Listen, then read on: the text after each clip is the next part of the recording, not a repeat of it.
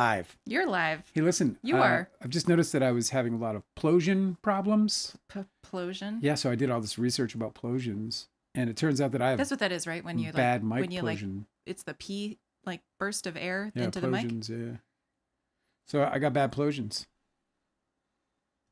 Your plosions are just right, if you ask me. If you know what I mean. You like my plosions? If you know what I mean. Okay. Listen, this is a family-friendly situation over here, all right? We're alone, by the way, so yeah, I guess you can do that. Well, actually, there's one person somewhere. Plosions. Plosions in the sky? What do you say, Angela? What's going on? Have you heard about all this Prince Andrew nonsense? I did hear about how he he lost his home, right? He's getting kicked out of the Royal Lodge, which is something I'd never heard of before. I just think it's amazing that there is such thing as a Royal Lodge. There is the Royal Lodge. It sounds so like cutesy, but really it's like a palace. Like it sounds like it's like made of like a, like a wooden cabin or something. Like you go to a hunting lodge or something. Yeah. Nope. It's like a giant fucking palace. But if you're a royal, that's what a lodge is for you. Anyway, he used to live in the Royal Lodge. I think that we should just decide that we live in a Royal Lodge. I think that's what we should start calling our little apartment. A Royal Lodge. A scientist is here. Erica's here. Delicate's here. Say, what's up? It's nice to see everybody, not see them, sort of Kind of see them. Yeah, it's good to see you guys. I hope you guys are feeling well. We are feeling well, I think. Here in our Royal Lodge. Shouldn't speak for you. I'm feeling well here in the Royal Lodge. Mm-hmm. Yeah, so Prince Andrew, bro, he is Prince Andrew no more. It's hard to not refer to him as such, though. But I got to tell you, man, so I grew up, obviously in Canada. And in Canada, we sing or sang. I don't know what goes on there anymore. But when I was a child, we sang, God Save the Queen. We were, she's our or now King Charles is our UN representative to this very day in Canada. So the royal family was something that we were, heavily exposed to.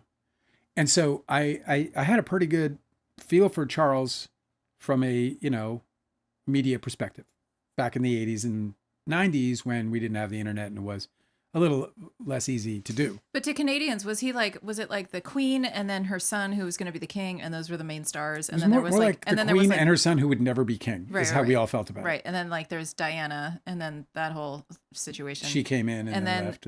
But like I don't recall ever learning about any of the other family members. Like I don't recall ever realizing that there were other family members. Of course there were, Yeah, tons, including of course. But I never heard of Prince Andrew before he started doing crimes.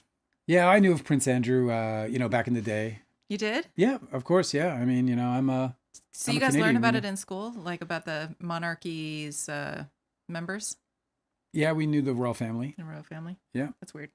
So, interestingly enough, Charles is just always this guy who was like kind of a bumbling fool or whatever. And that was all confirmed later when they did the, sort of scandal-like movies about he and Diana and their messed up marriage and his love for Camilla and how that's who he truly wanted to be queen. But, Elizabeth would never have it, et cetera, all the drama. Mm-hmm. And he was just like, oh, mommy, I'm just supposed to be king, mommy. And it was like, that was like the feel for him was he was this bumbling fool. And he might well be that person. I have no idea. I don't know that he's any different than the way I thought he was. Or if he ever was the way I thought he was. Apparently he is like a real fucking asshole.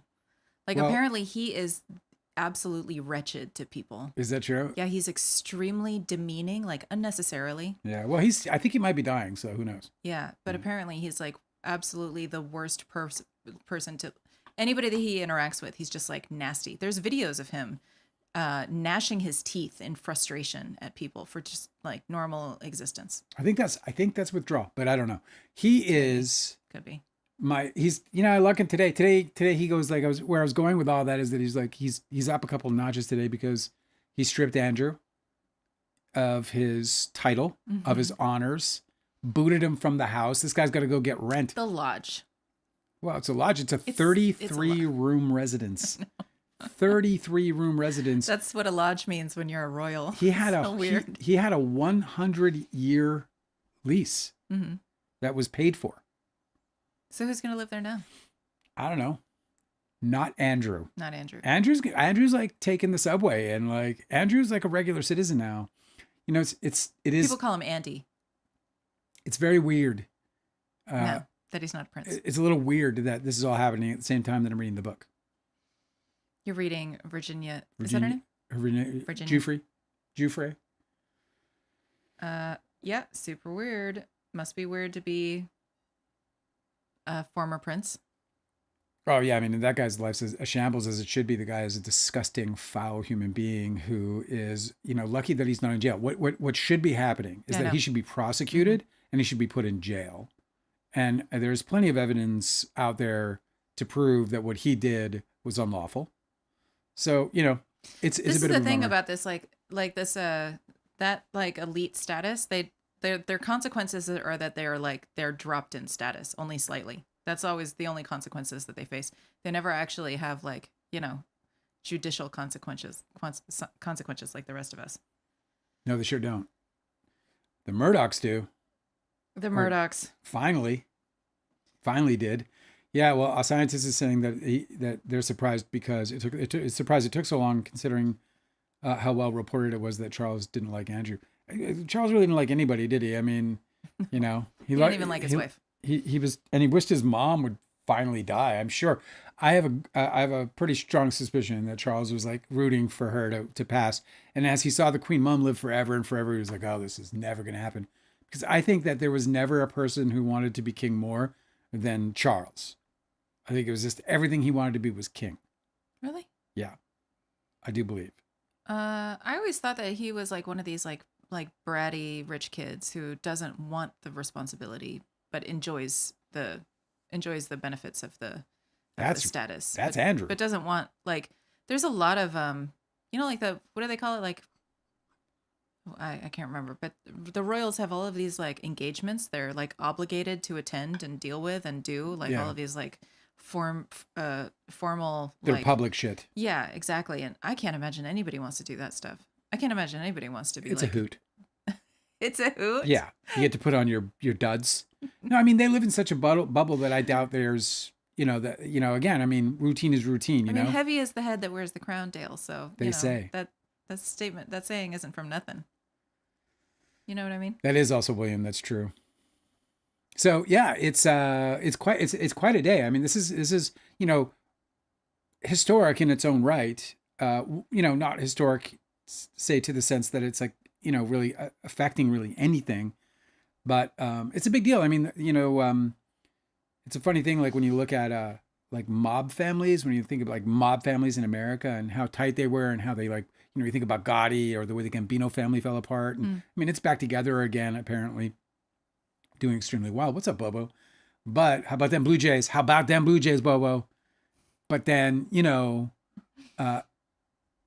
all these families, they're trying to stay together. And the royal family was just like a mob family in that way. They wanted nothing to penetrate their family or their name.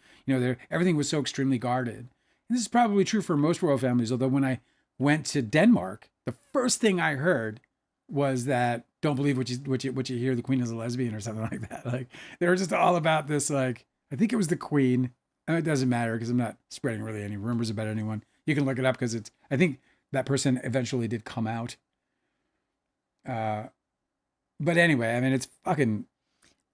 They were this big guarded family, and this is a big deal because they that's why Diane was such a big deal, because she was really not of the blood, she wasn't, royalty, and part of royalty is, I think, keeping the secrets. Yeah.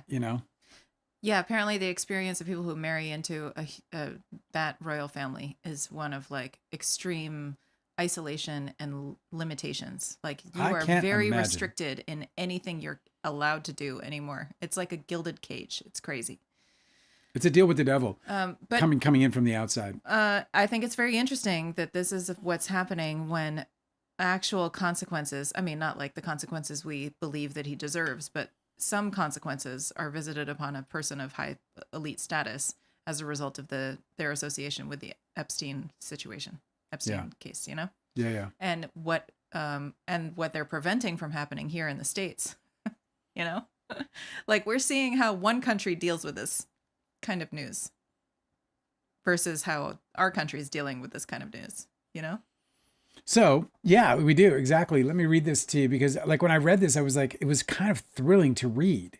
And it might not be the same for you because you're an American and you've never really had to, sort of deal with, this family in your face all your life, but I did. And let me just go find it. Here it is.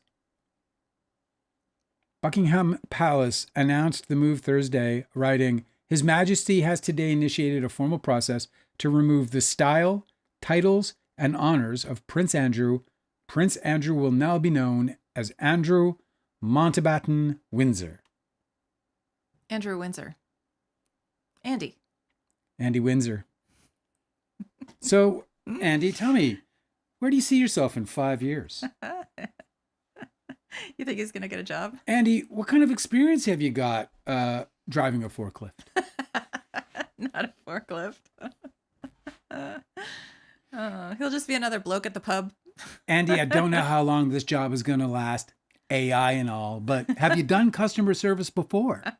That's amazing. Well, it's a thrill reading the things that he did in this book, and I believe every word of it.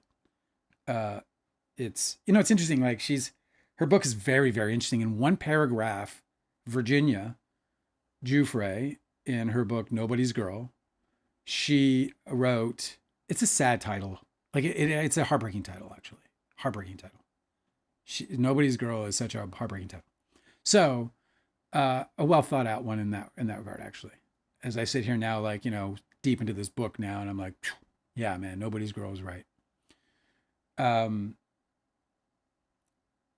Where the hell was I going though? You don't own me anymore. I don't remember where I was going. God damn it. Got all caught up in it. His lease on the lodge has, to date, provided him with a legal protection to continue in residence. But formal notice has now been served to surrender the lease, and he will move to an alternative private accommodation. So they're going to hook him up and going to be like, here's a condo. So my fantasies of him going, so how much you want for this one-bedroom apartment? And they're like, well, we'll need to see a lease history. Do you have one? I sure do. Or like, like staying in a hotel above a pub, like I did when I was traveling England. Like just getting a little room with really bad heating. He strolls downstairs, has to order a Guinness because he can't afford the fucking nice liquors or whatever he used to drink. Oh, I now what do know. The Royals drink. I don't even know. I don't know. Water and wine. Fucking blood. Blood. I knew what I was going to say now, which Blood was of the Virginia's in her book. She, in this one paragraph, she at one point said that she says, paraphrase, that but the word I'm going to use is her word, that she was under Epstein's employ. And that's the word she uses, employ. Mm-hmm. And then in the very same paragraph, maybe a sentence later, she talked about being his captive. And it was a very confusing little paragraph in that regard. Like it was jolting in that I was like, on the one hand, I read that she was an employee, and on the other hand, she was his captive. And I guess it's possible to be both. Oh yeah, for sure. But it seemed contradictory, and it also seemed kind of risky, Mateo's trying to help, said you were talking about what Andrew did to Virginia. Trying to help you with your train of thought. Thanks, Mateo. Everyone's like used to my evacuating brain. Well, here's the thing I've learned about these slight evacuations. Apart from, well, I won't get into that part, and that is that there's like I just read about it today. There's some kind of drainage in your brain that happens. It's not a physical thing. No, it is. I read it today. Damn it! I tell you, I read it. I know, but what you're dealing with is ADD, where you're just it's not just that. You're diverging Angela, on a path and drainage. You get too far it's drainage. away from I'm gonna have to get brain pads. Brain pads. I'm gonna need brain pads. I want to talk more about what you said about how a person being a captive and an employee, and how you think that it feels oddly contradictory. Makes you question what the seriousness of the situation is. Well, no, I don't think though. I didn't say that. I said that it just felt contradictory in terms. Like on the one hand, you call yourself an employee. An employee has freedoms, and then on the other hand, you call yourself a captive, and a captive wouldn't. Okay. Well, I know that I worked for a guy once. I didn't know this until after I worked for him, but apparently he was holding some of his staff at his restaurant captive. So he would what he would do is he was like a human trafficker, and that people would come to the United States. This was a Brazilian restaurant in Los Angeles, like Burbank, I think. And they were This is Epstein's? no, I'm just talking about a guy that I worked for. Okay, I see. Okay. I'm sorry. Yeah. So he had a lot of Brazilians that worked for him. I think he was Egyptian. I don't know. I can't remember exactly where he was from, but that's what I recall. Anyway, he had a bunch of Brazilians that worked for him who like spoke Portuguese and like knew all the recipes, and like it was great. It was a really great, like, the whole vibe in the restaurant was the culture of Brazil, which is one of the reasons why I enjoyed working there, because I have family that lives there. And but I didn't realize until later that he had sponsored many of his employees to be in the United States. Like, he basically held their papers for their immigration papers. And well, that's a whole different ballgame. He was getting really, I know about that, where you're like literally hanging out to their passports and their visas. Exactly. And so what I learned later was that he actually got really handsy with one of the female employees. You can fucking imagine that how these guys operate. And one of the other dudes was like defending her and told him like, hey, cut the shit. And he was like, I'll get all of you guys deported. I can do that like today. It's so much easier these days. You don't even have to go through all that trouble. You just call up, 1-800-ICE and boom, boom, boom, man, you'll get a 6-pack. So he was basically, that is truly how, more often than not, human trafficking happens. Like, those people were captives because they couldn't leave his employment and keep their papers. They couldn't complain about his mistreatment of them and not get consequences, or possible deportation. Like, he was actually trafficking them. And everybody seemed fine. They just had to deal with abuse, but they were making money, and they had everything seemed normal on the outside, Yeah. But they can't go anywhere. But they can't leave. That wasn't her case. He controlled them. That wasn't her case. It seems like it might have been, because I think that a lot of times too is they'll get people involved. Sorry, the captor will get his target, right, involved in a crime with him. So sometimes it'll be like somebody who's doing like, dealing substances. Okay. And then they'll also be involved in the crime. And so the thing that they carry over, that they hold over their heads, is if I go down for crimes or for mistreating you, then I'm just going to report you as a criminal. And even though sometimes the prosecution wouldn't care about what sort of like illegal things you're dealing with, if you're reporting abuse, the victim doesn't actually know that. They think that this happens, I think, with prostitution a lot too, is they get convinced that they're going to go down if they report a crime because they're also involved in the crime. Do you know what I mean? Yeah. So I think that's also how a lot of the human trafficking works, is they just scare them with some sort of consequence that may or may not come to pass, but it keeps the person on the, behaving how they want them to. Yeah. With her, I mean, she had feelings of that more than she had, that was actually realized in the book, at least. Mm-hmm. So like at one point, Epstein pays for her to go to Thailand to learn deep tissue Thai massage, like an ancient practice. So he pays for her, and she goes on her own. And when she does that, she's like, "Oh my God, this is so weird. Like, I'm without them." Yeah, right. And so that was the big weird for her. She was completely, without them, and it was really the first time. And I think that in her own mind, she was kind of hitched up in a way that, because part of it was that they put her on 24-hour notice. They were like, if Giuffre calls for you at 2 a.m, you gotta come. And I don't know that he did so often, but yeah, there were many times where she had to just get up and go from her apartment. So going into Thailand, where she knew that not only was she on her own, but nobody was going to call, was a totally different freedom that she had never experienced before. What was that documentary that we watched about the woman who disappeared from the cruise ship that they believe was being human trafficked? And my God. Yeah. She's still, they don't know what happened to her. Right. What is it called? I don't remember, but it's such a chilling documentary. What's amazing about that one is that the person who believes that they photograph that shows up later is right. The person that they believe, the person who believes they saw her in a public restroom, being like guarded by these dudes. She was in the restroom and then came out and talked to them, and this person was a witness that. She said that it seemed like they were threatening her that she wouldn't see the children. So this was several years after she disappeared. And so they assumed that maybe she had children and then they were using the children as leverage. So a lot of times people like human traffickers will like make threats to the person's family, or they'll figure out what they value and then they'll sort of hold that and threaten that. Let me look this up. Cruise.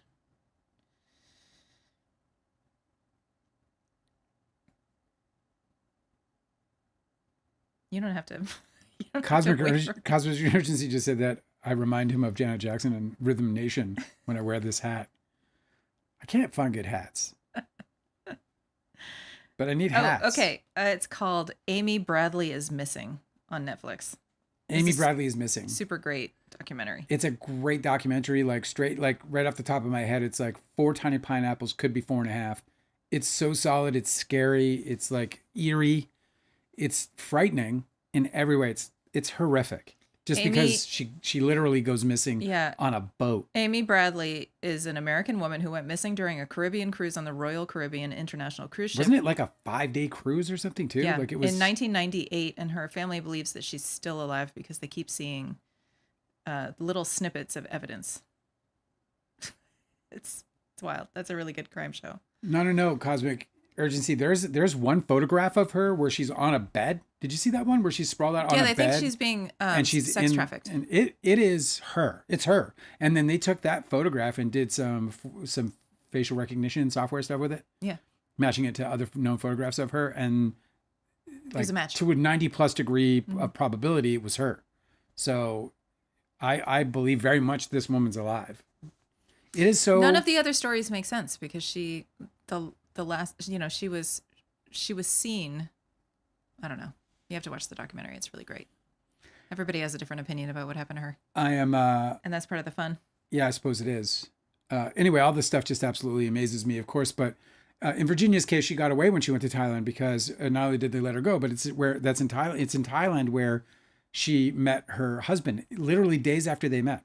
Is that a spoiler? They got married. Is that a spoiler? I mean, yeah.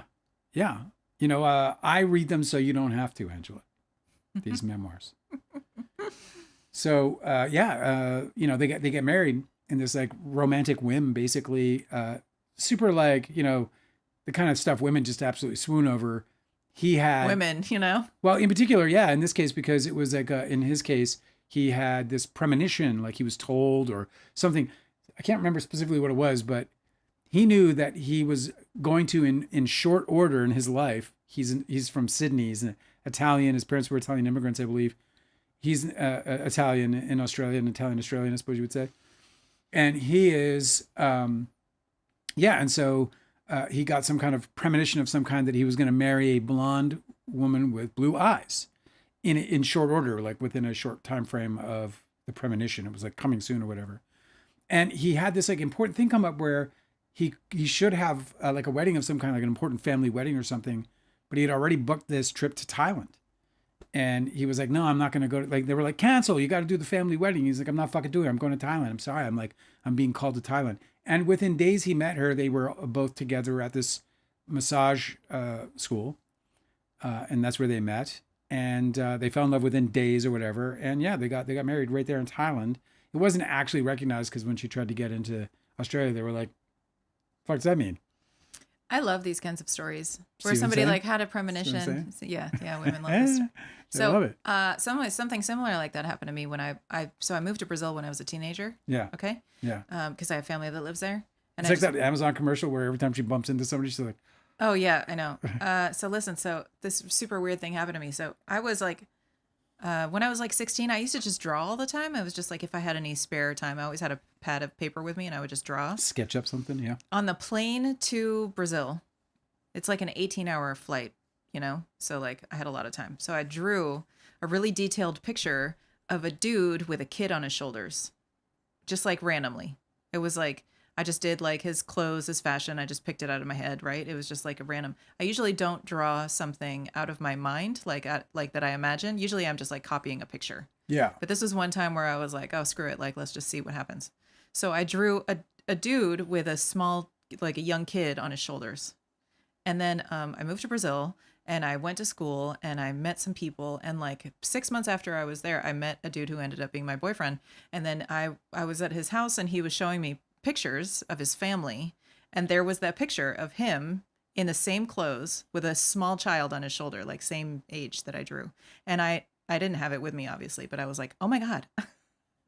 I drew the exact picture of That's my crazy. boyfriend before I met him. Yeah, that's pretty neat. But it was just so strange because I was like, It's supernatural. like, I didn't take that picture. Like I wasn't at the scene where I saw the picture being taken. It was like an old photo. So it was just such a strange thing to happen that I would get that premonition.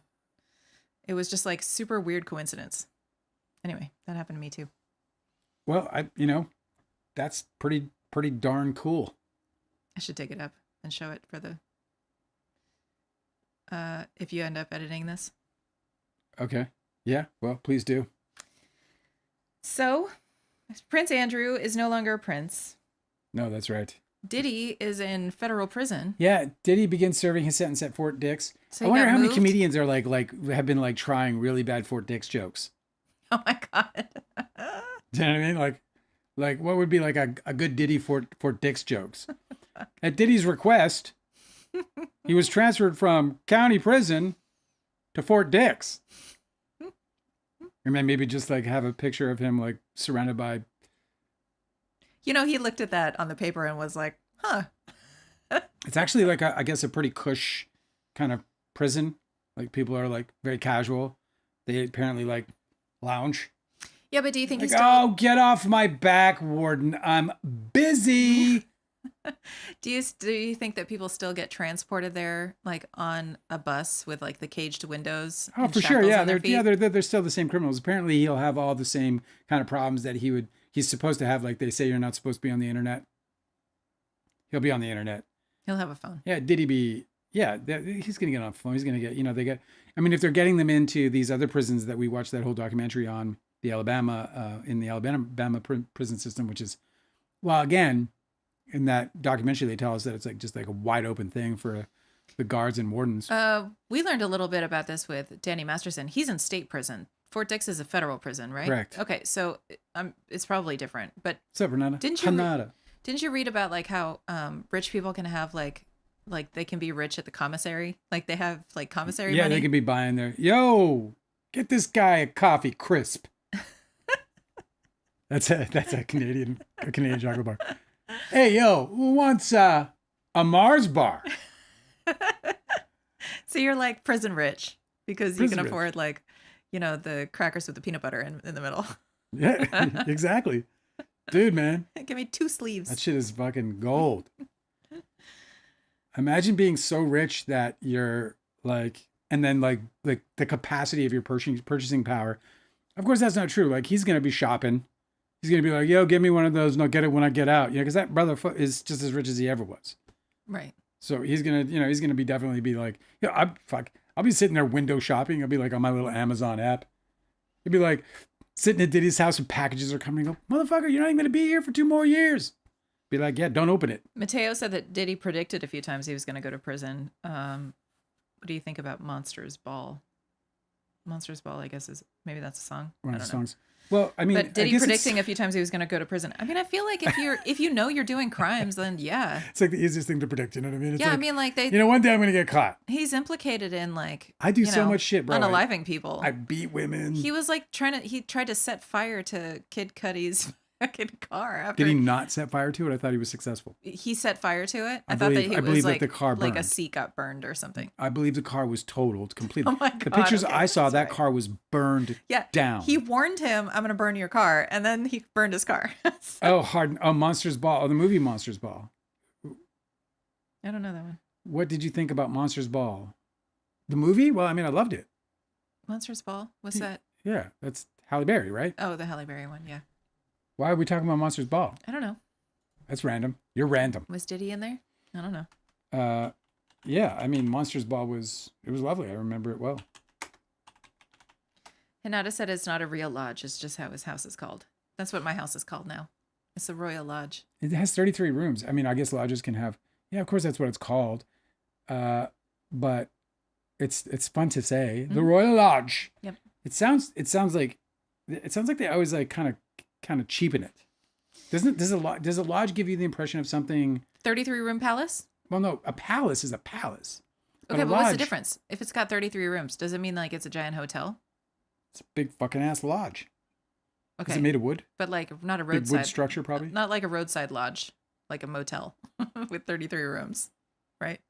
Is that where he's been living? The Royal Hotel? Oh, Diddy was there in the movie Monsters Ball. Did you know that? I don't know. Was where? I bet he sucked in it. Oh yeah, that's right. He was in it. I've never. Every time he ever like shows up in a music video, I'm like, ew. I don't recall him in it. It kind of sucks. I might rewatch it just to. Well, I mean, it's got such a great cast, doesn't it? I didn't remember him in it. You know, I was never, ever, ever a Diddy fan. In fact, I was always why the fuck do people like this guy? Yeah, me too. I just couldn't understand it. I was like, wow, this guy is beyond my... I was like, okay, I get the role of like the hype man who's like always behind the rapper, like the actual star, but like he's not even that good at it. And he just seems like I don't know. I thought his music was not really there. And like he didn't have a sound. He was just going with what, he was vibing. I mean, a guy could vibe. Okay, Mateo's teaching us. Okay. Diddy played the prisoner in Monsters Ball, the father of the big kid. Right. Well, you have a better memory of that movie than I do. I think I watched it when it came out. When is that? So that's 23 years ago. Yeah. Yeah, I mean, I saw it I know I watched it when it came out. I saw it in the theaters. That was when I was going and watching all the nominees at the, So I don't remember specifically the role. I would be interested in seeing him in it just because I don't remember him. It was like not remembering Forrest Whitaker in, Fast Times at Ridgemont High. He was in it? He was in it. I don't remember. So many people in that movie that I didn't remember that just show up and you're like, what? Yeah. It's like that kind of a movie. It's just amazing in that way. It was one of those casts. Could have been one of those casts. Hinata is asking, have you guys seen the movie The Interview? Yeah, let me see that. I'm pretty sure I did. Hinata said, I don't know if this is connected, but he has 75 teddy bears that need to be arranged exactly as he ordered. Prince Andrew does? Prince William eyes that mansion for years. Oh, really? The Lodge. The Lodge? The Lodge. That's so interesting. It's just so interesting. Oh, that movie. I never saw The Interview. I heard it's fucking shite. Do you remember that? Is your mic in the right spot? Do you remember The Interview? I never saw it either. I heard You know what I'm talking about? Yes. Yeah, that's the Seth Rogen one. Exactly. I forgot all about it, but that was the big controversial one. Yeah. Because they're doing Kim Jong-un or whatever in it. And I know. I remember the big controversy and I was like, why is this a controversy at all? Okay. Trump's buddy, the guy that Trump is really modeling his politics after, is Kim Jong-un. It's not even a joke. That's actually real. He's doing that. Oh, yeah. I was reading a guy who has been writing about Trump for a decade. And he was like, here's the thing that people don't understand is that his vision of government, like his vision of what he wants, of what Donald Trump wants the United States to be, it's not like Russia's government where the oligarchs kind of share the same, like the benefits of the wealth, like where it's like a kleptocracy and they're just like mining the government for whatever they can get. And it's the oligarchy is running the country. And he said, it's also not like, what was the other one? He said, it's not like Russia. He said, I can't remember the other one that we get compared to. He said that what he wants his government to be like is North Korea, where everyone is impoverished. Yeah. Where everyone is subjugated. It's not Russia? No, not like Russia oligarchy. Because he wants, if he has oligarchs, he wants them to serve him still. He wants to be the one central figure. He doesn't want to share the spotlight with anybody. This is what this guy said. I think it's Seth Abramson. I can't remember his name. But he was saying that it's that what he wants the United States to be like is North Korea. And it's funny because we never really think about that one. North Korea. Yeah. Well, it's easy to forget. They kind of want to be forgotten, I think. It's a strange thing to aspire to because they aren't capable of doing much because their working class is so poor. There's no ability to create and innovate, He doesn't care because he doesn't think he's not trying to run a country. He's just trying to be a king. So back to Diddy for a minute.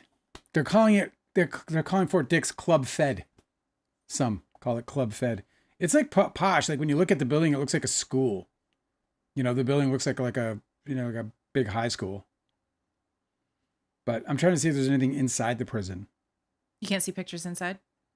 But I haven't yet seen anything. But I'm sure it's like still a big old cell or a little old cell.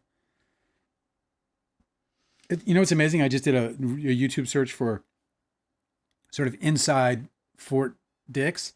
And I ended up with like my entire feed is filled with like one of the big things on YouTube is ex-cons. They come out and then they start YouTube channels. I did an interview on an ex-con's YouTube channel. He's a true crime channel. And he wrote a book that people really like, or maybe more, like a couple books or whatever. Guy was a fucking dick all the way, but yeah, that guy. Anyway, Fort Dix for Diddy. I would say that's big win for him. Did you learn anything about what his experience inside there is going to be like? So you're saying it's a little bit like cushy, but it's pretty cush. Yeah, like people are chill. It's like, I don't really know much about it, so I don't want to comment on beyond what I sort of heard. But I don't know the difference between like, okay, sometimes I just imagine like people go to prison and then they live in a cell, right? Yeah. And then they have a cell, and sometimes they have a cell mate, but that they live in a cell and they have their own little space. Mate? Like sometimes they have a cellmate, right? But they live in their own space. But that's not the reality in a lot of prisons. There's a lot of prison overcrowding. And so most prisons are just like these huge dormitories, like huge rooms where a bunch of people are packed together. Isn't that true? I don't think that's the case here, but I don't know. Yeah, that would be really weird. Here it says the AI overview that we get on Google now says Fort Dix Prison, officially the Federal Correctional Institution Fort Dix, is a low security federal prison for male offenders in New Jersey, operated by the Federal Bureau of Prisons, and includes minimum security satellite camp and a large inmate population. What I wonder is like, does he have his own space, or is he like in a room with a bunch of other people?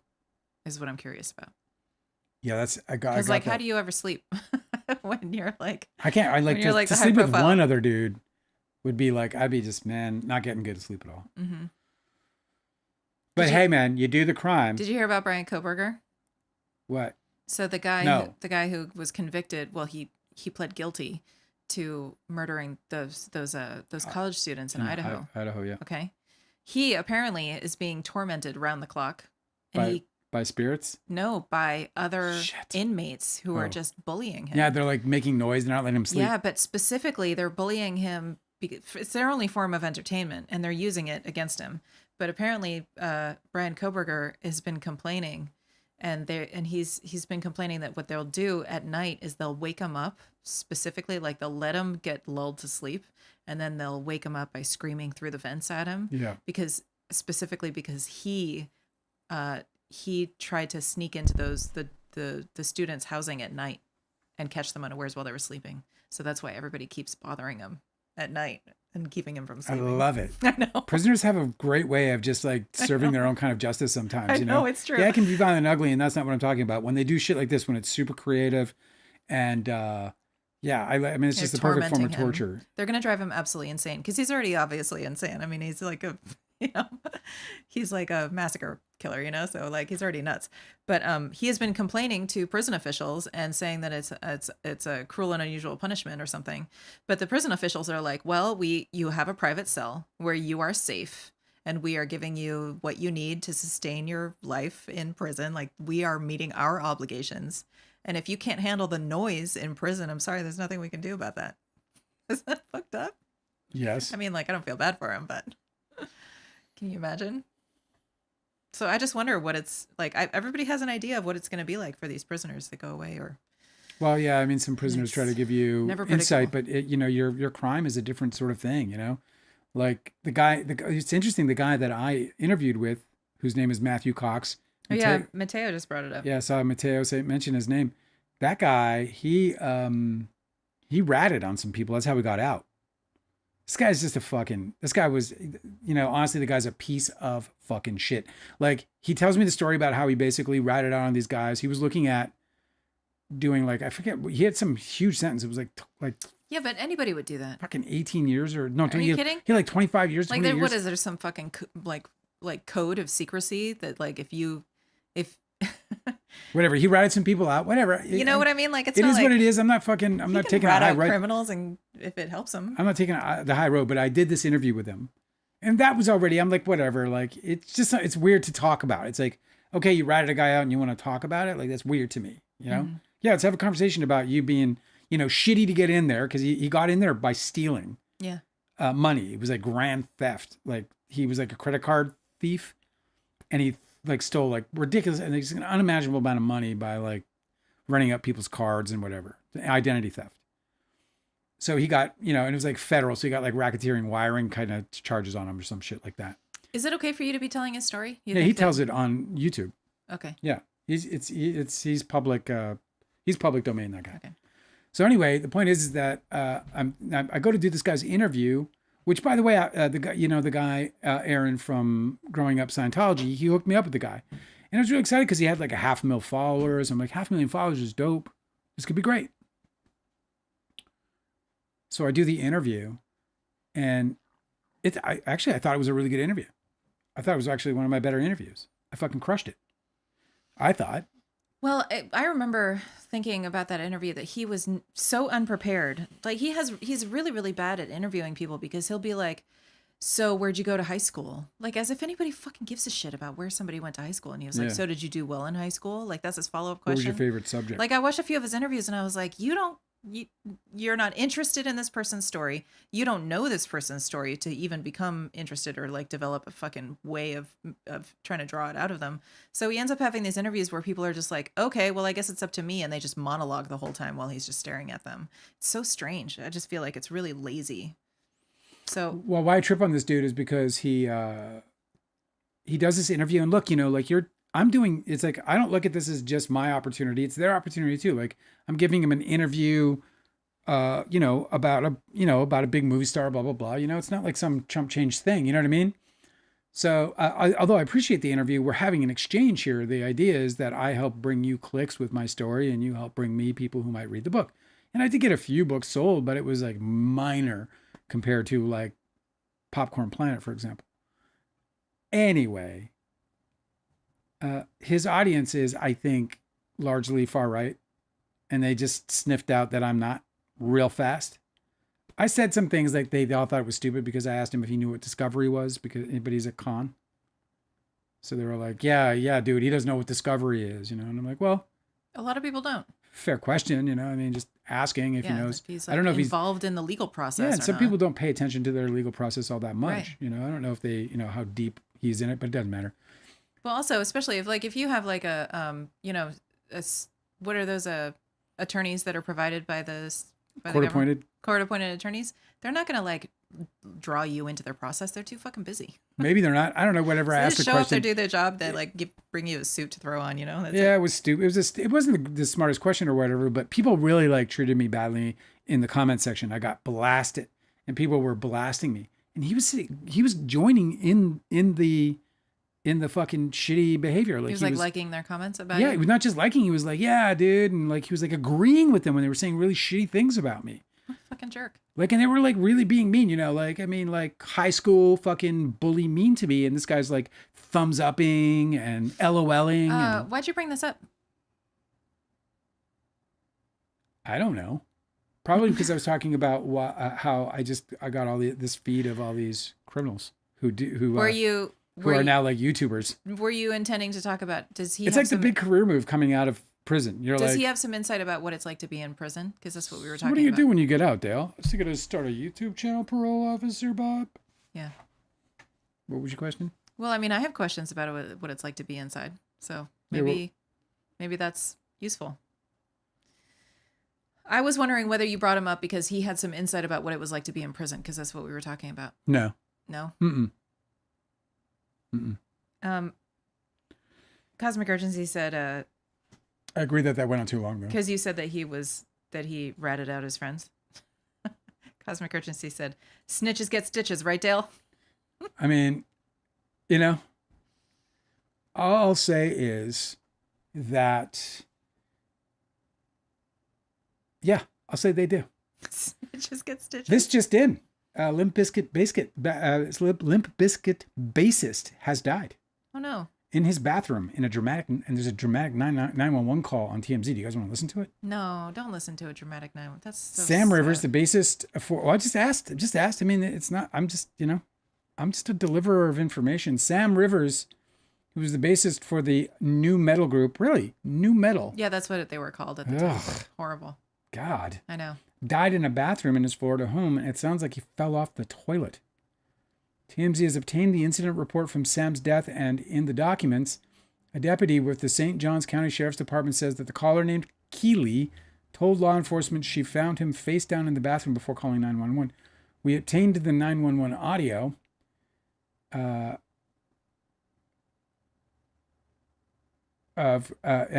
we hear Keeley telling dispatcher she found Sam in a pool of blood. Yikes. Then she gets emotional as she performs CPR. The deputy says that when they arrived, they performed CPR on Sam until St. Johns County Fire Rescue arrived and pronounced him dead. They say Sam appeared to have a cut over his eye, a possible result of his fall from the toilet. It's like a terrible name for like a book or something, fall from the toilet or fall from a toilet. He passed out or something? Heart attack or what? In the report, the deputy says Sam's face and neck were dark blue, while the rest of his body was flushed. What? Which they note is commonly seen in instances of pulmonary embolism. Oh, there you have it. That blows this case wide open. The deputy says that he found a small amount of coagulated blood in the bathroom where he died, presumably from where he fell. Keeley told deputies Sam had a liver transplant in 2018 and was taking several medications for his liver and other related issues. She also told deputies that Sam smoked weed and occasionally drank alcohol. The official cause of death remains unclear. Sam was an original member of Limp Bizkit, and he temporarily left the band in 2015 after developing liver disease due to excessive drinking. He was only 48. R.I.P. motherfucker. That's fucked up, man. The bassist was the only good part of that band. Yeah, I think you're right. I mean, I didn't hear enough of them to... He a lot of the bassists that came up around that time, like really, they were like way better than their bands, Man, your fucking liver, bro. You just, people, they just don't, they beat that shit up. It's like a super risky surgery. I don't know anything about it, but there's a bunch of people that I've heard who pass away suddenly, and it comes out that they were a recent transplant recipient. So apparently it doesn't have great prognosis. I wonder if we're going to end up with, another 2 deaths. Oh, because it comes in 3s? According to Delicate, it comes in 3s. Maybe. Let us come in 3s. Did you ever listen to Limp Bizkit? No. You didn't do it all for the nookie? I mean, oh my God. I was cursed with having to be in high school when Limp Bizkit So you got came slammed up. with it. I mean, we all did. It was all a big joke, but people were listening. Like, I knew people who were listening to them, but they were like, isn't it funny how bad they are? But they would still listen to them. It wasn't as bad as some of the other bands that came up around the same time, the other like new metal bands.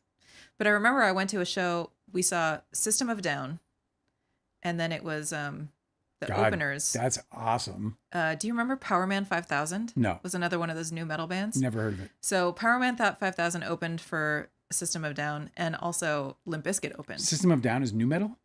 No, it's not. Okay. But Limp Bizkit opened for them. Limp Bizkit was like the first. It's like Bon opener. Jovi opening for Priest.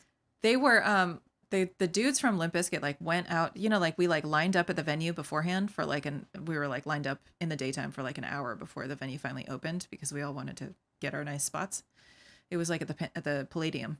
And the dudes from Limp Bizkit were like passing out like CDs and stickers and stuff, all this merch and stuff. They were just giving it away because I guess that's how you like really hustle and get yourself famous is you just give, like you produce a ton of your fucking CDs and you just like blanket the entire town with it. And eventually somebody's going to be like, oh yeah, this is catchy, But back in the day. Yep. That's how they used to do it. And I remember when they went on, everybody was like booing them. Like they fucking sucked because you're never going to impress System of a Down fans with that kind of music. And everyone thought they fucking sucked. They Power Man 5000 got a little bit better of a reception because they were more talented. But I remember it was that summer that Limp Bizkit like blew up and became super famous, and I just remember that like absolutely zero of the people who came to see System of a Down at that concert ever thought that they were going to be anything. But I think it just goes to show, like, if you hustle enough, you got like just the right connection, you're just lucky enough, you can be massive. And that's what they did. Cosmic says they do consider System of a Down new metal, but their wiki calls them a heavy metal band. They seem like heavy metal to me. They were progressive metal. They were like I mean, they rock. definitely had a mass progressive element to them for sure. They were definitely doing something completely. But the new metal was like, God, it was so awful. It was like, I know everybody thinks Limp fucking Bizkit. Everybody thinks that Linkin Park was good, but it was a whole shit ton of these bands. Well, the thing about Linkin Park, and they were doing like the guy sings and then the guy raps and then the guy sings and then the guy raps. Yeah, but there's that. But you got to give Linkin Park. They always had like a DJ, inexplicably, like a DJ scratching in the middle of the fucking song. So weird. I think that Linkin Park created a vibe that was really special. I understand where you're coming from. I could never. If you had gone to high school, I know. I did, you would probably think differently. I could never listen to a whole record. Like I could not. Yeah. I tried. I was like, oh, because really heartfelt stuff like that. That singer, R.I.P. He laid it out. I mean, he did. He laid it out. My whole thing is like, why would you listen to this music when there's Tool right there?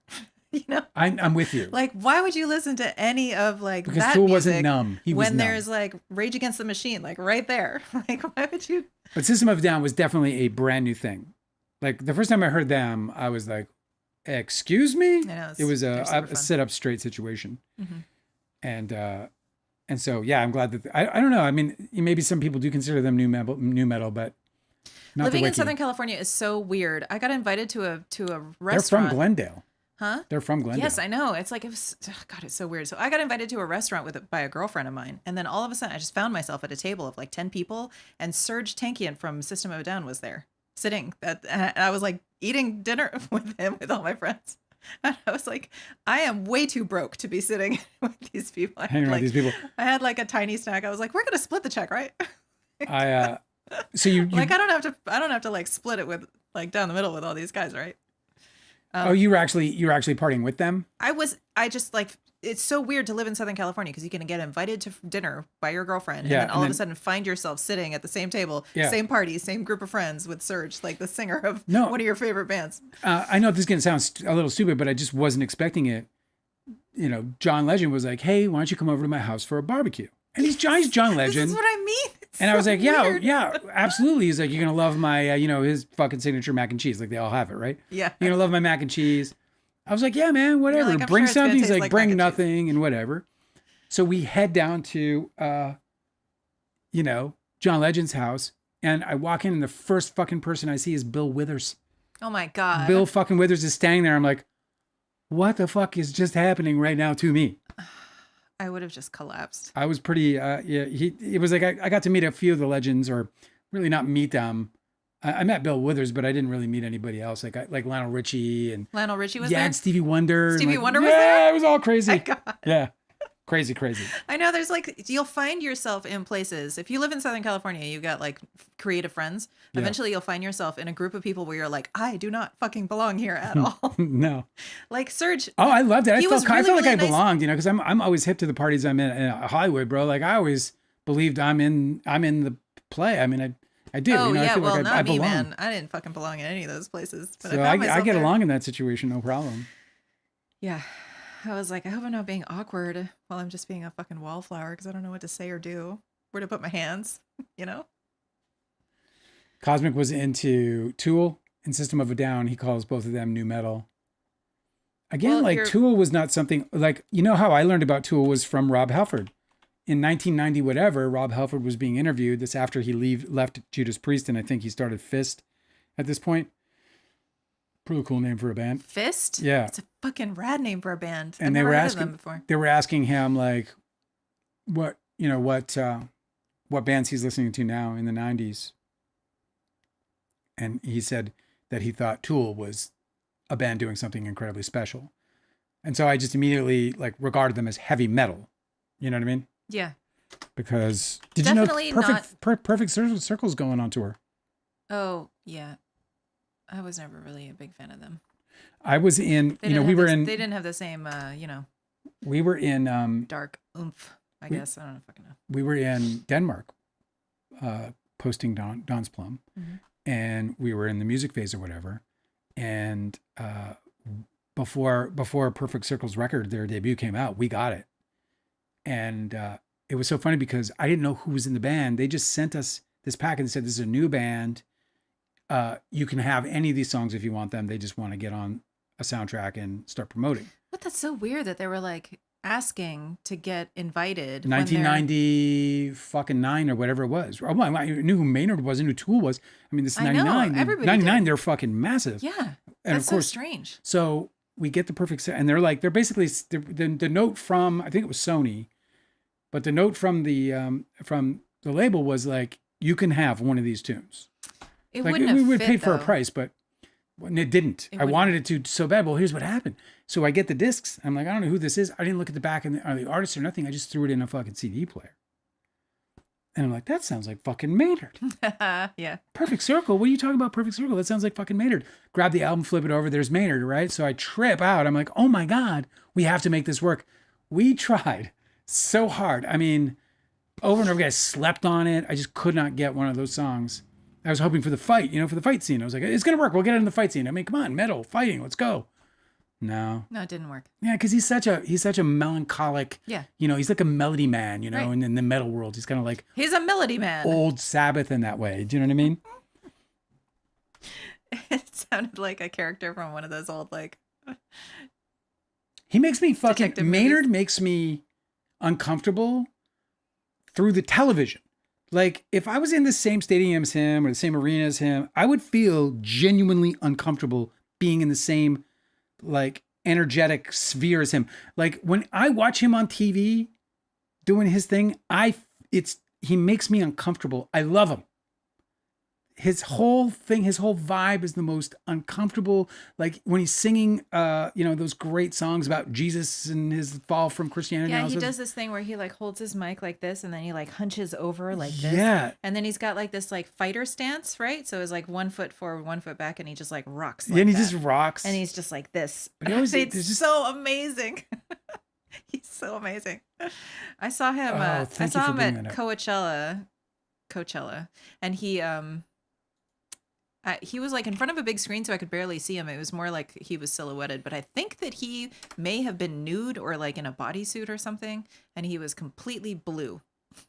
It's just like Yeah. nude painted blue and in front of a screen. I don't know what he was doing. But I That's think what he I'm was saying. naked. The guy just like, It's like in like teeny tiny Speedos or something, just painted blue. Fucking weirdo. I love them. they're amazing. Cosmic Urgency's asking me about the Terrifier actress. Did you hear about this? No, she's suing the producers. Yeah, she's suing the happened to her? producers because of, they say she screwed her out of the back end. It's a funny thing. They say she's fucked. I'm telling you right now. What She has no chance on this back end deal. Good luck with that. Why? It's a wrap because it's profit points, bro. She's a wrap. And not only that, she's got. No, but if she was promised them, if she has Yeah, a but- contract. Well, I'll explain. So the reason I'm saying it is because profit points, you have to get gross or nothing. If you get profit points that you get any money at all, it's hilarious. Why? She's already gotten $8,300, and I'm like, you're doing pretty good, babe. What are you complaining about? Because movies are ultimately like everything in a corporation designed to lose money. They're not designed to make money, and when they do make money, they have to try to. So if you're in like it might be somewhat profitably if you're getting profit points in these massive blockbusters. But if it's not a blockbuster, don't expect much at all, if anything. In particular, your points. So in Hollywood, there's so many different definitions of back end participation. There's gross, producers net. Then there's like different forms of net because net might be producers net sans promo. Like there's all kinds of different fucking ways in which they find loopholes to try to steal money from actors and so on and so forth. So anyway, I'm just when I perused over it, I was like, good fucking luck with that, because as soon as I saw the title, if correct, now they could have it wrong and she could have had gross points, and if she had gross points, then maybe she's got a different argument. But let me bring it up because I got juicier today. because today, now she's claiming that Terrified star Catherine Corcoran says producers shortchanged her and filmed her nude without written permission. And it does get really weird when you say that, because it's like, okay, so why'd you get naked then? Like if you didn't have permission, like how'd that go? I wonder whether she had if she had like a wardrobe malfunction that they kept in the movie. I wonder if that's the case. Like, so if you have somebody who's like, I can imagine like in a horror movie or something, you've got somebody who's running or crawling real fast on the ground or something. And it could be that she had like a slip, like her shirt opened or something. Yeah. And it might be that they caught that on camera and then used that footage instead of getting her written permission. So I can imagine it's like accidentally nude is something that can happen depending on what your wardrobe is like. Well, I'm saying then that would be highly, But if she like stripped in front of a camera and then blamed them, I don't know. That would seem weird. Terrifier gets 5.5 out of 10 on IMDb, 63% on Rotten Tomatoes. It has 90,000 votes, so a lot of people saw it. Have you seen it? Never. Do you want to watch it? Is our last horror movie? Sometimes she won't get any profits though. So. Sometimes the creature reveal really turns me off of horror movies because they'll make them so designy. Like in Terrifier, it's like a clown with really sharp features, and I'm like, that's just not. It's like it looks like Marilyn Manson with clown makeup. Yeah, exactly. It looks like a music video. Looks like Marilyn Manson. So yeah, I mean, I'll watch it. I just I haven't watched it yet because it kind of looks lame. Terrifier. This is on NBC News. Terrifier star Catherine Corcoran, yeah, says producers shortchanged her, filmed her nude without written permission. The actor was topless and suspended upside down by her ankles and sawed in half. How is she alive? By the film's antagonist, Art the Clown, well, according that's a to the civil spoiler. complaint. Yeah, I was going to watch it tonight, but fuck you. An actor from the original Terrifier movie has filed a federal lawsuit against the franchise's filmmakers, accusing them of shortchanging her on promised residuals and using on-screen nudity without her written permission. Catherine, her name, who played Dawn in the first of those hit low-budget slasher movies. God, accused producer Phil Falcone and director Damien Leone of paying her $8,341 in what is just a fraction of what she is contractually owed, the lawsuit alleges. The actor reached an agreement with the filmmakers to work on the film for a very low per diem rate in exchange for 1% of the profits of the film and any future films in the series. Well, that's interesting because they've had like 3 or 4. You think she has a case? As well as 1% of the profits from the merchandise related to the film, The Suit said. The movie became an indie hit and spawned one of the most successful horror franchises in modern cinema. I fucking never even heard of it until this came up. Man, I'm out of touch with this stuff. I guess maybe we should Everything's quit. A fucking we should franchise, just quit. bro. We should just quit. In the last 25 years, quarter of a century, I'm not even aware of it. Representatives for Falcone and Leone did not respond for comment. The lawsuit also accuses the filmmakers of distributing sexually explicit material without consent. Any nude and topless scenes must have prior authorization under the rules of Screen Actors Guild. The suit said the SAG collective bargaining agreement required producers to obtain the informed written consent from an actress before filming any scene involving nudity and/or simulated sexual activity, according to the complaint. So it's just like, well, but then you did it. It's weird. Well, so if she is suspended upside down and her shirt comes up and it shows her boobs,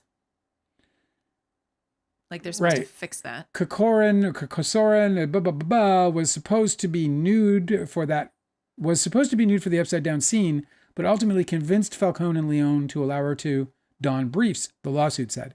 However, she was still required by Falcone and Leone to perform the scene topless without having been provided with the informed consent and disclosures required by SAG agreement.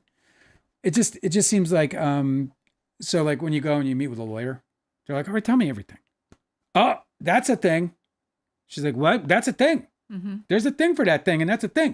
Do you know what I mean? Yeah. It just feels like one of those where you're like getting basically a lawyer going, we got him. Hey, give me a pen, Betty. A pen. You woke up the dog.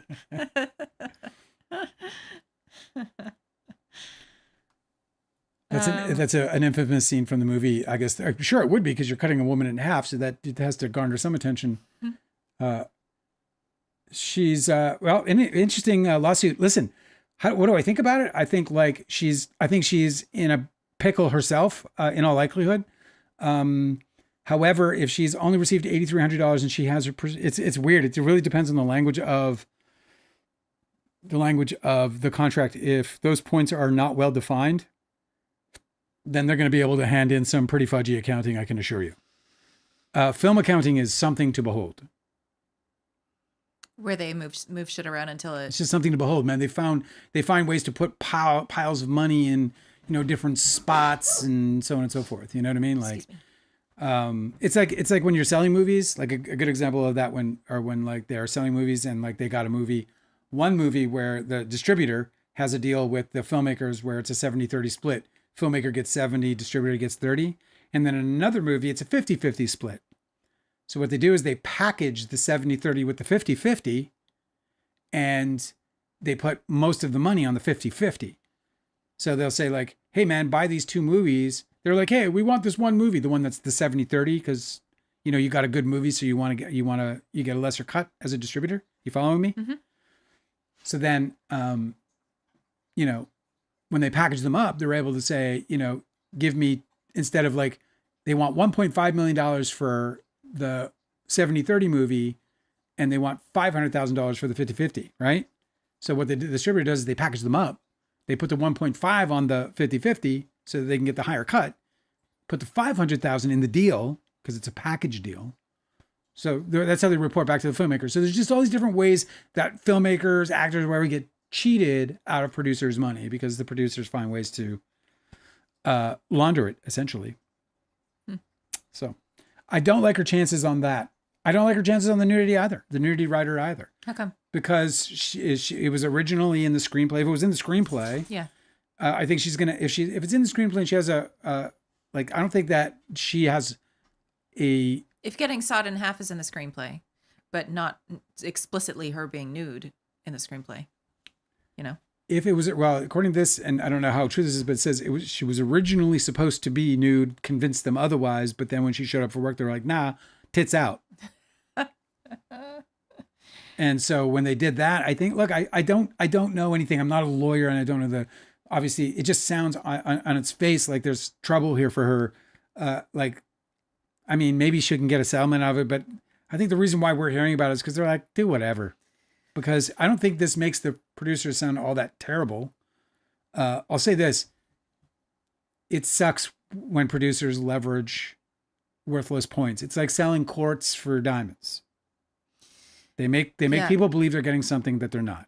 It's also we'll see if they can be held accountable for that. Are you saying that she already did make money, but she thinks that she's not getting what she was owed? Well, according to this lawsuit filed, she's made just under $8,500 in those 1% profit points, which, look, I mean, she's got leverage. She's got to they got to hand over the accounting. It's a big deal. Do you think you would have made the same choice if you were her?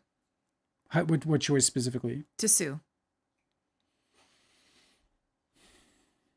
I don't know. It really because does. I figure if you have a career and you're like an acting career and you're making some movies and maybe you want to stay in the genre and you want to become like a scream queen or whatever, or maybe you want to not stay in the genre. Like, I just feel like it's kind of risky to sue filmmakers that you worked with because it's so like there's always a million other people who are able to take your place when you're an actor. I wrote a Children of the Corn movie and it got set up at Dimension Films. I was supposed to get a story by credit because it's my story. And I was supposed to get a co-producer credit. And I was going to produce the movie. Artie Rob's mother, Edie Rob, decided because I was flying home. So we had set up a meeting with Dimension. And I was flying home to see my mother for the holidays. And so Edie Rob told John Franklin he played Isaac in the original Children of the Corn. Mm-hmm. And he was going to play Isaac in The Return of Isaac, which was the story that I had written for Children of the Corn, for the franchise and for Dimension. John Franklin, she told John Franklin if they ask if there's anyone attached, say no, there's no one attached, because she was afraid that it would scare them away from setting the project up.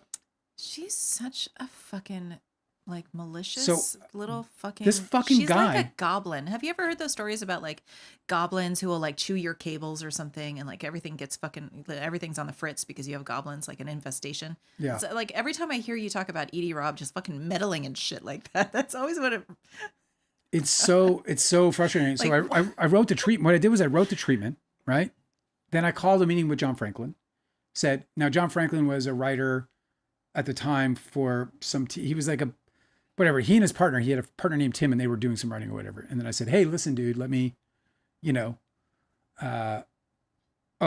I just loved Children. Did you ever see Children of the Corn? Yeah. Yeah. I mean, Isaac, forget about it, right? Like, that's just like, that movie was one of the great, well, in terms of movies that scared me as a young man, Children of the Corn terrified me. Fucking terrified. He Who Walks Behind the Rose terrified me. Beyond, Well, belief. so what happened? He went and he did the meeting. He said that he didn't mention that I was attached. I literally wrote it. I wrote it. So then what happened? So then I threatened to sue. Yeah. So, well, what happened was I said, what the fuck are you doing? We had a big fight about it, whatever. Then, I had all my original writing. I fucking wrote it on a computer, it's all dated and fucking. Yeah, right. Yeah, you would have fucking won if you wanted. Fuck's sake, this guy. So anyway, I just ended up settling because I was on my way to being a big shot in film. So I didn't really care. I was just like, I'll write this for this guy. And I wrote it because I was just like, oh, I'm going to do this. I was so fucking creatively free. I could do anything. I felt like I could do anything. So I was literally laying in bed and I was like, and Edie Robb had said, of all fucking things, she was like, think about what you can do for my clients, what you guys can do for my clients. You guys are going to be, directors and producers now. You got to produce and write for my clients. So I went, to bed one night and I just laying there on my back like I always do, just thinking about whatever. And I was like, and I suddenly came up with this idea of combining this new age sort of element to the Children of Corn saga. And then born was the idea. And then I wrote it the next day in a treatment. Jeremy Wright wrote in all caps, "He wants you too, Malachi." Yeah, it's one of my favorite lines in all horror films ever. It's the most devastating line ever, dude. He comes out, he's like, oh, he wants you too, Malachi. I'll never forget it. Wait, but you didn't explain what the fuck happened as a result of all of this. They excluded me. I wrote a letter of threatening to sue. Okay. We told Dimension, first of all, we were like, what the fuck? And then Dimension's like, what do you guys want to do about it? And I, at this point, was like, I didn't want to work with John Franklin at this point because I was like, not. This guy's a fucking thief and a liar. A fucking thief and a liar. Such an easy thing to not screw up. So, I made up the story that night in bed. The next day, I wrote the story in a 5 or 6 page treatment. Called up a meeting with Franklin. We did a 2-3 hour meeting with him and his writer friend Tim. RD said, I'll go set it up at Dimension. I'll set the meeting up with Dimension. RD sets so this was all the work involved. And I ended up getting a check for $30,000 for that. It's not bad. No, that's not bad. Did you get no credit? No, the contract that I have, which you can't really see now because it's a facsimile. I think I showed it to you. So you have to like angle it to see like Dimension, Children of the Corn, and like all the little. Oh yeah, because it faded. Because it faded on that fax paper or whatever. But the contract had me. I was supposed to get a co-producer credit and a story by. Did you? I did not, and the movie is so fucking bad that you're fine with it. That I'm totally fine. Yeah. But the movie was not what you wrote. You know what's crazy though? Because I knew, exactly, the treatment I wrote was so sweet as fuck. Like, I can't remember everything that I did, but I used all these really cool, fictionalized, ideas around metaphysical, new agey type concepts of the spirit. It was super badass. It was so super badass that when Dimension read it, they were like, we think this could go to theatrical. And I was like, yeah, exactly. This could go theatrical. And that's a big fucking deal because it was like, this was the 5th installment of the Children of the Corn franchise. So I thought I could get this thing back on theaters, but I didn't fucking need to because I was like, fuck it, whatever. I'm going to go be an art house guy. That's what I want to be. This was just something I was just throwing out there. This is like, whatever. I made it up in my bed, for Edie and her client. I was just trying to help people. Yeah, you're super creative that way. You can just like generate ideas like nothing. It's amazing. Anyway, I chose not to sue. I guess is where I'm. That long ass story was leading with that. Like, I could have sued. I could have sued them for another breach of contract because they didn't give me they didn't give me my credit my 2 credits that I was entitled to, and which would it's not on my IMDb. You know what I mean? Like if you go to my IMDb right now, I would have another writing credit. Which I don't want that writing credit. It's so bad. You know what I mean? Well, selling your story to Dimension that's not no slouch, Yeah, it was good. I made some fucking money, bro. I got married a little after that. I was able to afford a goddamn ring. I was broke. I didn't have any money at that, just at that point. So anyway. So Jeremy Wright is with us. Said, yeah. What's up, Jay Wright? Happy Halloween, mofos. Well, Devil's Night, technically. Yeah. Did you ever used to do like Devil's Night pranks?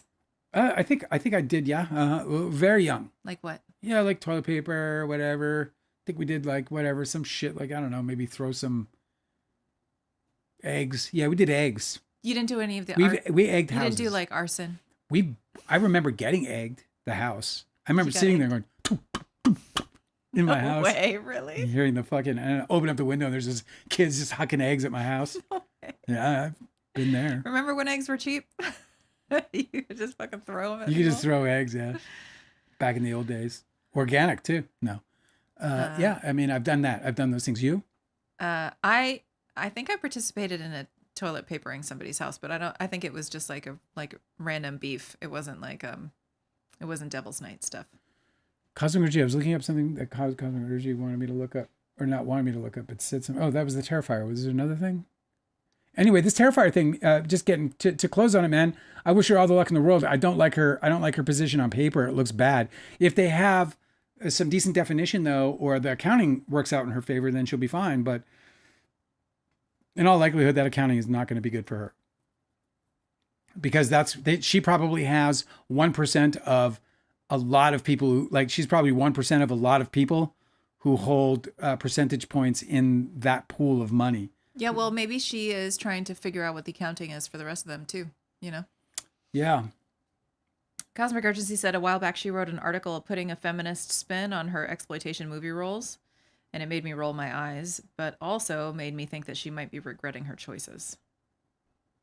I mean, I get that, the whole, like, feminist spin on your exploitation movie roles, because, Right, because she's now talking about I just mean, being like... exploited, is that what you mean? If you... this is the same thing that, like, that feminism includes, like, sex workers type thing. It's like, there's a female empowerment element of engaging in what people tend to consider as exploitative art forms, like she's engaging in an expressive art form of acting in these kinds of roles. And that is her free choice because she is not somebody who's controlled by men or anyone else around her. Like, I get that. It doesn't... I think you have to live with the choices that you make when you make them. If you're making them in sound mind and you're not being truly exploited. What it does sound like is like, that seems like somebody who would say that as somebody who's been challenged by people close to them. Why are you doing those roles? Don't you have any self-respect? So that seems like that sort of like debate within oneself just comes from being confronted by people trying to like shame you for those choices. I feel like if you were actually coming from a space, you wouldn't even be affected by that kind of controversial suggestion,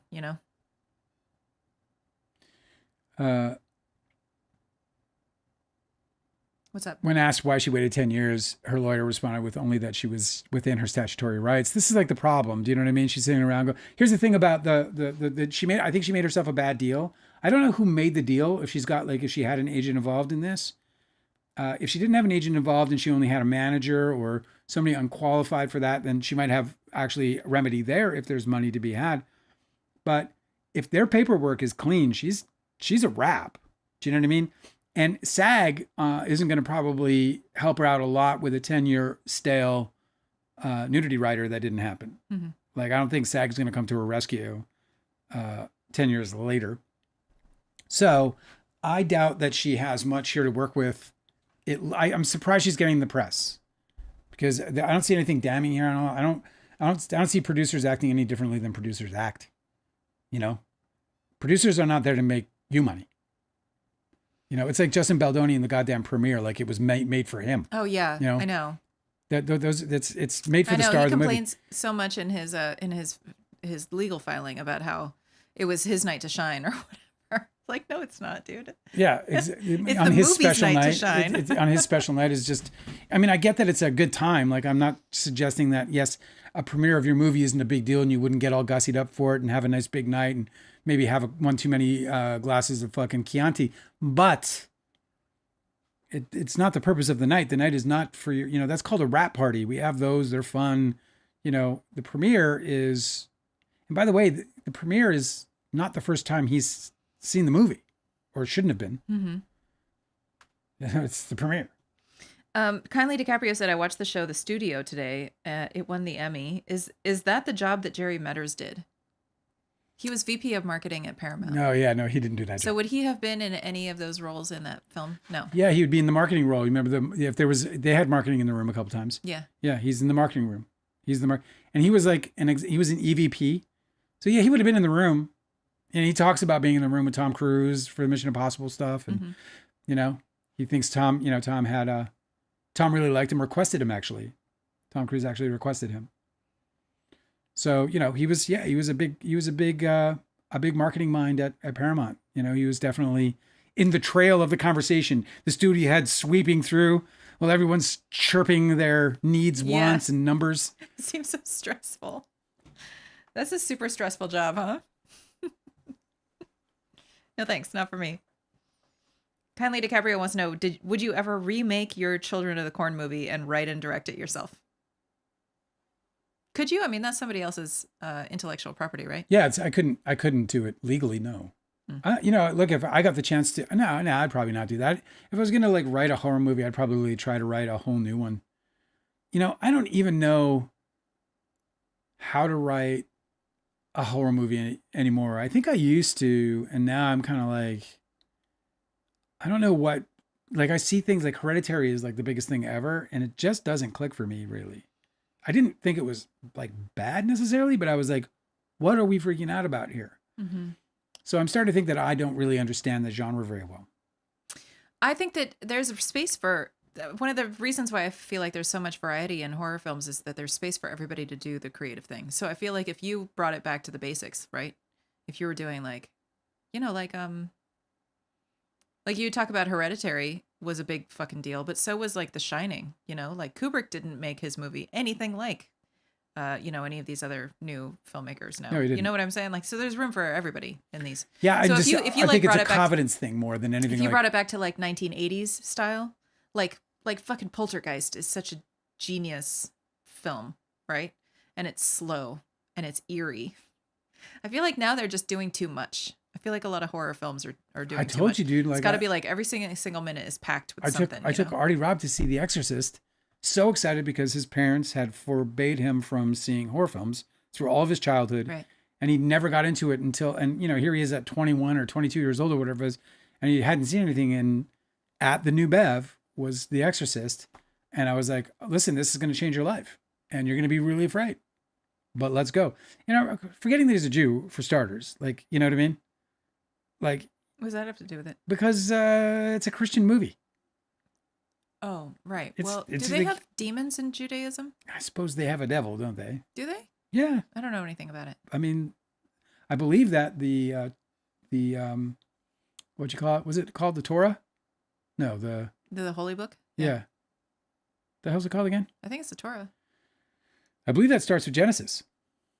Okay, I know, but I believe the Old Testament is largely there's like the Judaic. devil and then demons, right? Like because I don't know about the demons. In The Exorcist, it wasn't like the devil; it was like a demon, like a ancient. What it was like. Dude, you know who Edgar Casey is? Do you know who Edgar Casey is? Yeah. If you don't know who Edgar Casey is, he was. That's it's right. It's not like I know him personally. No. That's very true. Edgar Casey was they called him the sleeping prophet. He was this guy who had this ability to lay down, fall asleep, and literally travel his energy into other bodies around the world and be able to tell you things about their vital statistics, their health, all kinds of wild shit. And he, by definition in the new agey world or whatever, he would access the Akashic record. The Akashic record is this metaphysical, call it a library of every human moment recorded in like live. So it's happening right now. So if you can go into the Akashic record, theoretically, hypothetically, you could go into the Akashic record and see exactly what's happening to me in this very second, printed up like you're watching the chat. Like everything that has happened and everything that will happen ever is already recorded. Correct. And it's in this record that you can access if you have and you can see the ability. The future, or you can see the past, you can see the present exactly as it is. And Edgar Cayce, he would travel so he got really busy during the war, World War II.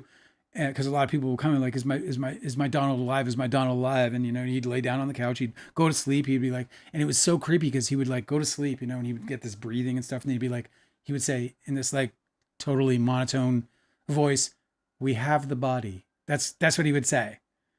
And they'd be like, okay, great. And because he could be like, please find Dale Wheatley on blank street in blank place, right? Wherever it might be. I was like, don't dox us, dude. I'm not going to dox us. I mean, we're not that hard to dox anyway, but do you know what I'm saying? Mm-hmm.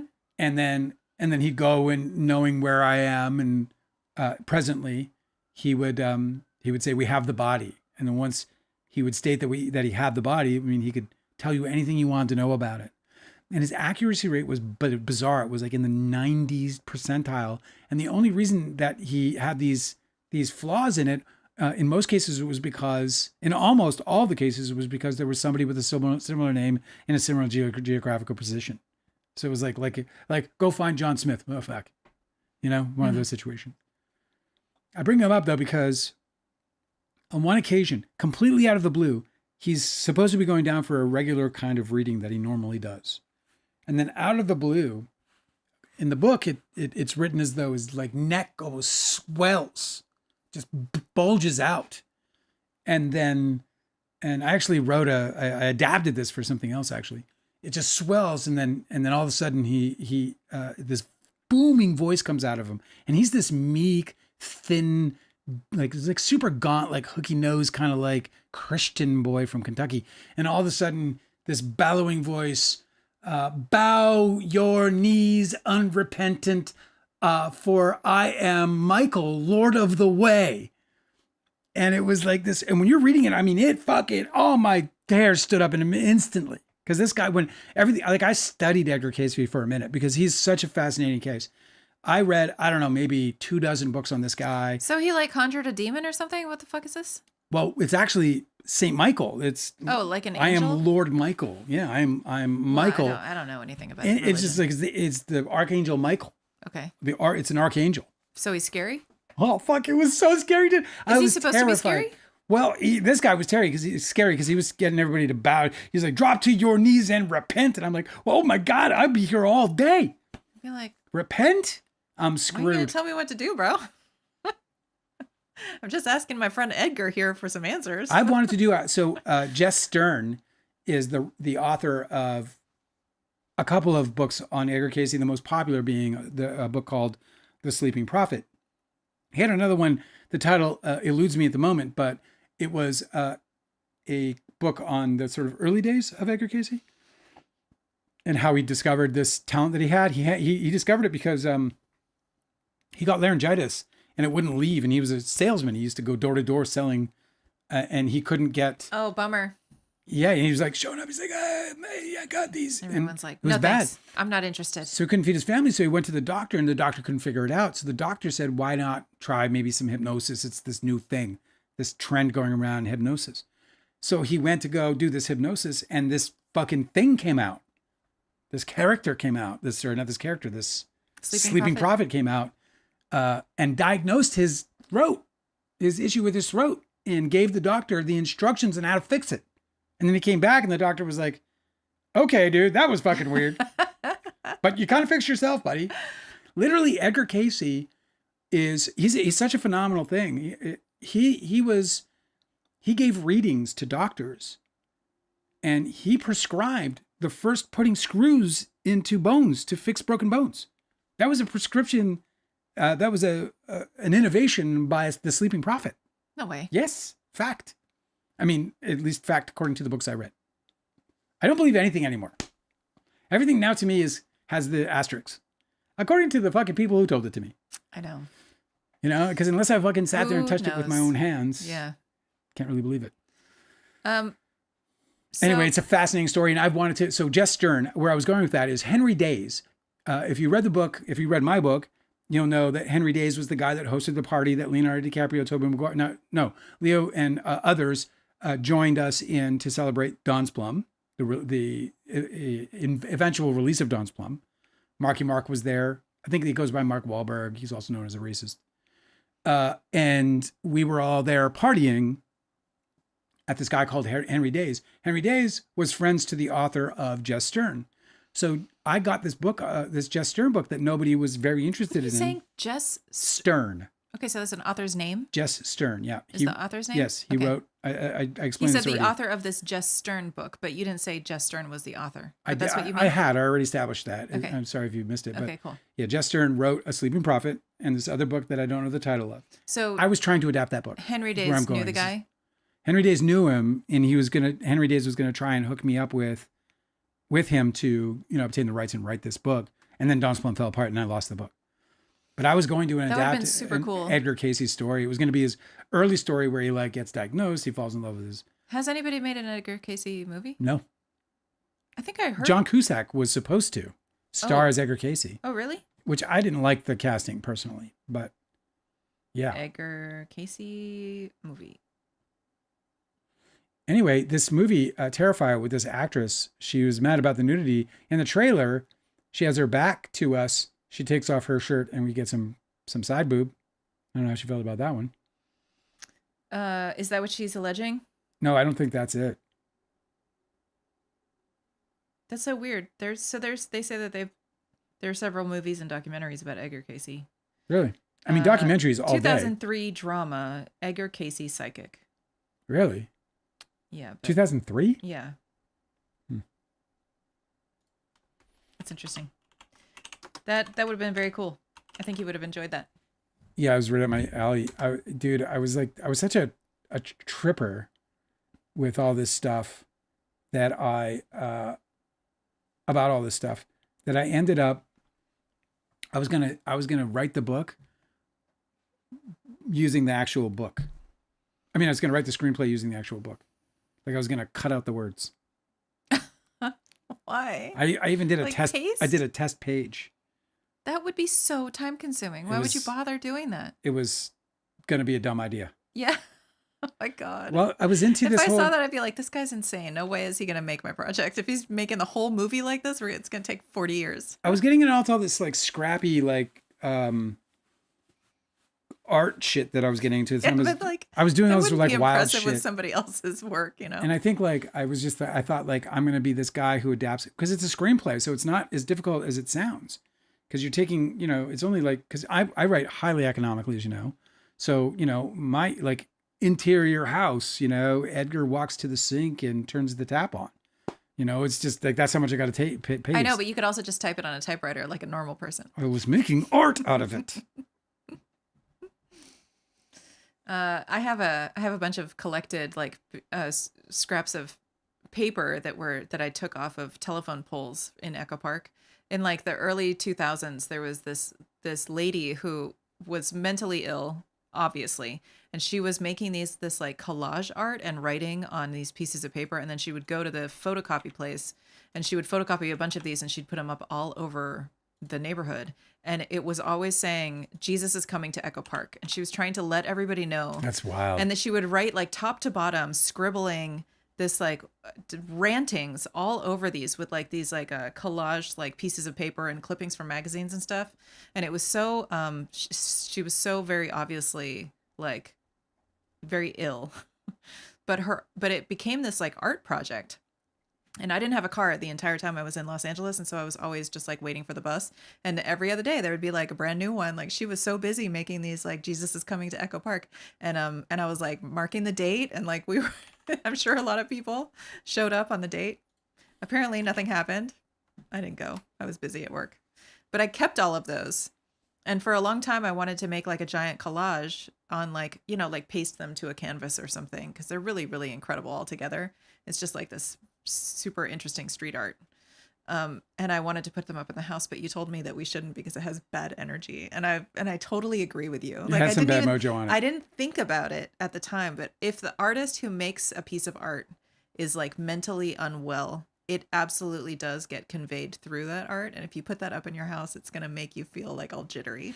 Abby Quaid had a good idea once that she told me about. She said that she wanted to go around Southern California, Los Angeles mainly, and buy all the homeless signs she could find, and then do a gallery opening of just the homeless signs with the homeless guy, photographed beside it. Yeah. The plaque would be the story of his homelessness and then his That's a great idea. Creative sign. And then we would sell all the art and use that money for shelters and kitchens and so on. That's so really smart, especially if she would buy them. I love that idea, dude. Especially if she would buy them for like a lot of money, We were talking about as you know, I've always had a very soft spot for homeless people, unsheltered or unhoused, I guess they call them. Homeless nonetheless. And I've had a very deep sort of affection and whatever. Just anyway, so we were talking about it, her and I, and she brought this idea up, and I was just like, it made me love her. I was like, oh, I love Evie. I remember going home that night and thinking, it's a great I actually idea. love Evie Quaid. Mm-hmm. That was short-lived. It was so short-lived. That she woman turned into like a raging bitch. A fucking raging lunatic, man. With this like totally meekish and beautiful Randy Quaid. I loved Randy. I'm so sad. I feel like he was lost in all of it, personally.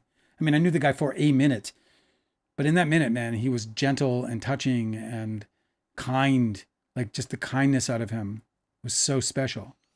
I think it's really easy to manipulate somebody into becoming angry, and then they're kind of like a useful tool for you.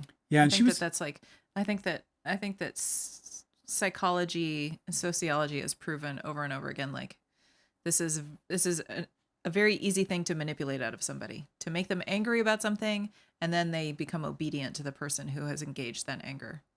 Yeah, it's kind of fucked up. It's important to recognize so that we can avoid that happening to us, Yeah. By anybody. I think that's what's happening to a lot of the division in, the cultural division that we have. It's a lot of people that have been like stoked to feel angry about something where they can't even really entirely articulate what they're angry about. It makes it seem like it didn't even come from them. They were just like given a reason, and then they're like kind of obedient to that cause. I think anger is like one of those really sticky emotions where it kind of pulls you around. Oh, Jack Quaid. Conley DiCaprio said I should send my book to Jack Quaid because he's a nice guy. Yeah, he seems nice. His dad's kind of like rubbing me on the wrong side of things. Yeah, that's okay. Yeah. Everybody's got to be so Christian about it. I want to talk about the holiday. Which holiday are you speaking about? What are we going to do for Halloween? Well, we're not dressing up. I want to know Angela bought this fabric and we were going to do all this I was going to sew costumes for us for tomorrow. But I decided not to do that. Yeah. Because I realized that it kind of, like anything, whatever, it doesn't matter. I just felt like it might kind of spoil the show. If we're like wearing dumb costumes that It's our anniversary. Tomorrow's our anniversary. Yeah. Of our wedding. It's our wedding anniversary. We'll be married now 5 years. Is that right? Were we married in 2020? Yeah. October 20. It was a blue moon. I remember. You let me stand. I want to know from the chat what everybody's going to be for Halloween. Yeah, you guys got some costumes going on, or what's going on? What about you? I wanted to be Bride of Dinosaur? Frankenstein, and I wanted Dale to dress up as Frankenstein. I thought that would be really fun. I mean, listen, man. Frankenstein didn't have a work. beard, bro. You have to like purchase stuff for a Halloween costume. I was just not. I have to have a beard. What do you mean? You do have a beard. No, the thing I'm gonna be has to be a beard.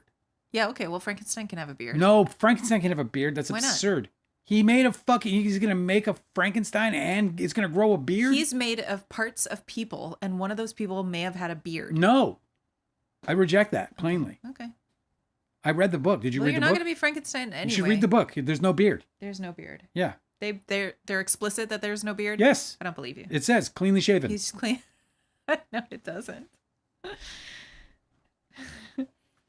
Troller Troll said, congratulations for your anniversary. That's our beautiful. fifth. It's our fifth wedding anniversary. We've been together for this is now going on 14 years. We've been together. Yeah, we got married late. The old ball and chain.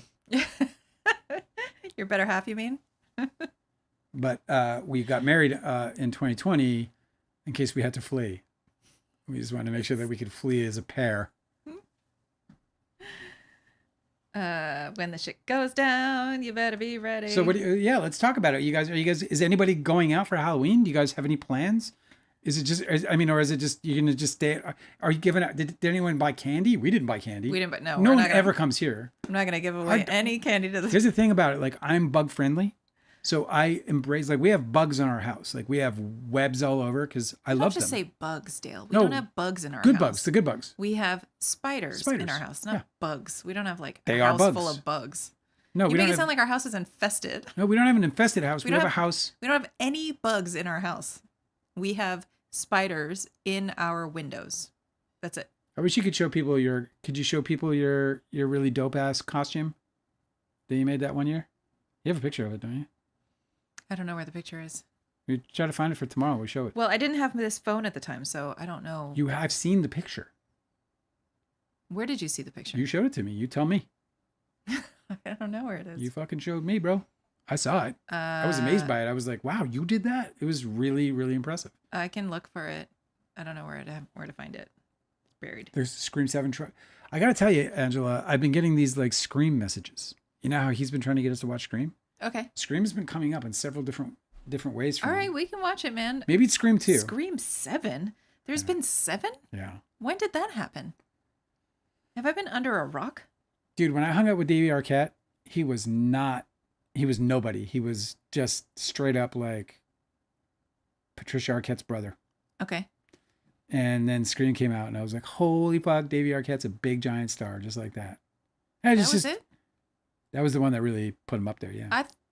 I thought I recognized him before then. He did. He was recognizable, but, I mean, he wasn't a star in Hollywood, like, as far as we were concerned. Yeah, playing Dewey made him a star. I like Scream. I doubt it. Scream and Scream 2 as a double feature is a really great double feature. There's no doubt. Okay, well, we can do it. They're both very good movies.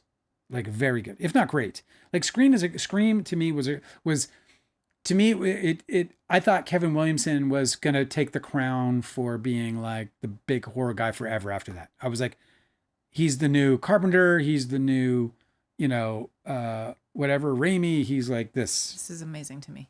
Yeah. I feel like we didn't watch the same movie. I mean, if it was called Scream, we did. If it had Drew Barrymore in the beginning, God, yes, we did. I don't get it. I don't get this. I'm so confused. Is there any other horror films that scared you? That scared me? Yeah, that genuinely, like, where you're like, fuck, I'm uneasy. I don't feel right. This is wrong.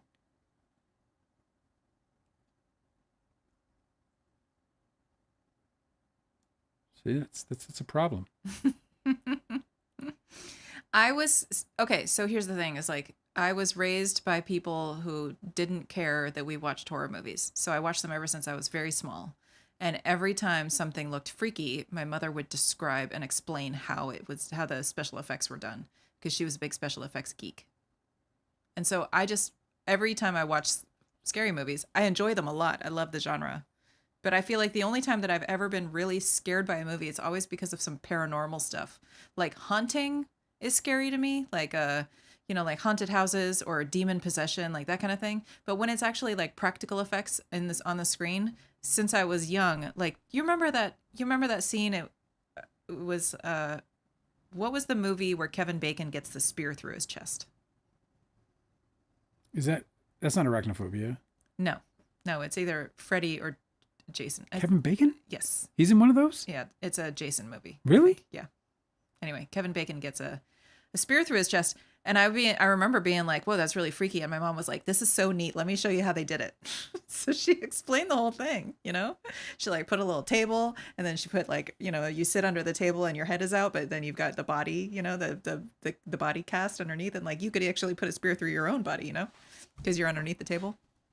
Anyway, and so ever since then, I've just been able to notice how all the special effects are done, with like those like the blood vessels, that pop. It's shit like that. Anyway, Special effects have always been really, really interesting to me. And so it's just never, none of that stuff has ever scared me. Because I always just know it's like movie magic stuff. But the haunting things, those are always really spooky. So I know that you think it's garbage, but I thought like, I really like the found footage ones. So Blair Witch Project scared me when I first saw it. And so did, what was that other haunting one? That was like the Paranormal was the one where it was all like surveillance pictures. Yeah. I mean, surveillance cameras. Yeah. So that one scared me too.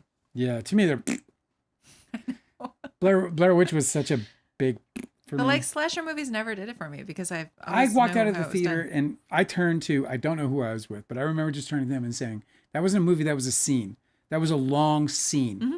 It was just a big long scene. I know. It was just a bunch of situations. One fucking big long fucking cut together scene. Uh-huh. Not a movie. It was a scene.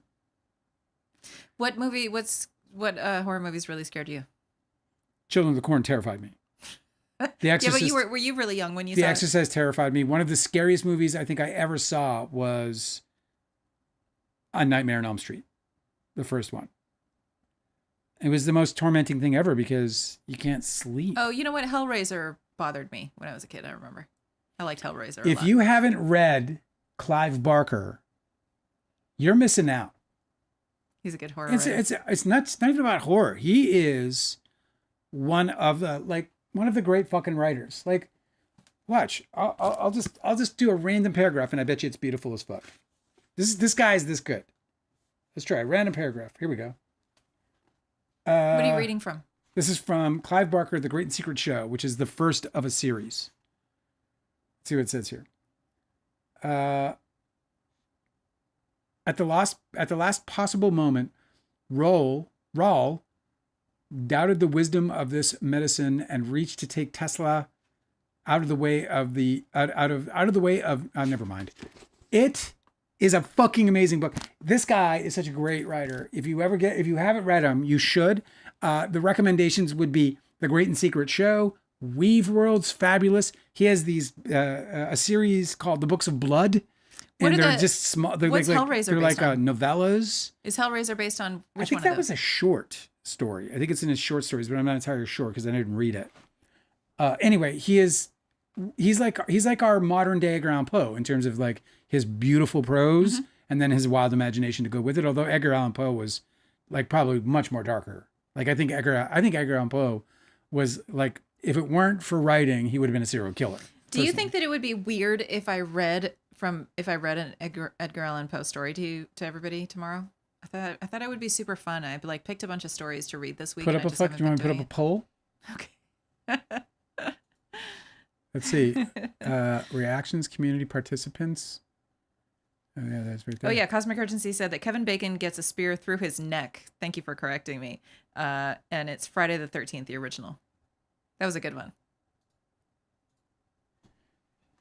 Oh really? Mm-hmm. Should Angela? No. Well, nobody's gonna read. Listen. Nobody's gonna answer honestly. This isn't gonna work.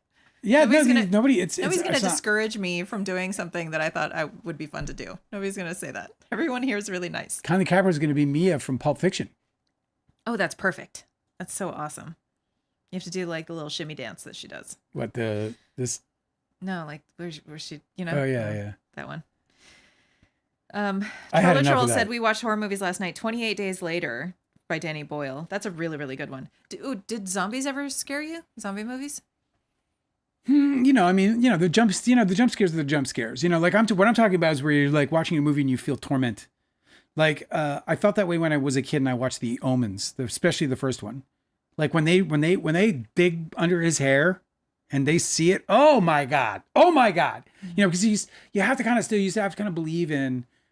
This is like back in the day when like I was still indoctrinated into the whole Christianity thing. So to me, like there was a devil, there was a God, and it's slightly different now for me. I still have spirituality involved in my life, but I don't believe in the Christian faith any longer. No, but those old movies really exploited that really, really well. They did a fucking awesome job in the 70s and 80s. Like the Amityville horrors. They fucking masterfully. The Amityville horror movie was so awesome. I saw just a clip of it the other day and I was like, oh God, this is creepy. That movie pissed me off just because I felt like it borrowed so much from Kubrick, but like from from Yeah. The Shining. But just like it was the scene where all of a sudden there's like a bunch of flies in the window, Yeah. and he's trying to figure out what's And going the pig's on. eyes in the windows were fucking. It was devastating. The pig's eyes in the window. It's so great. The burning red pig's eyes.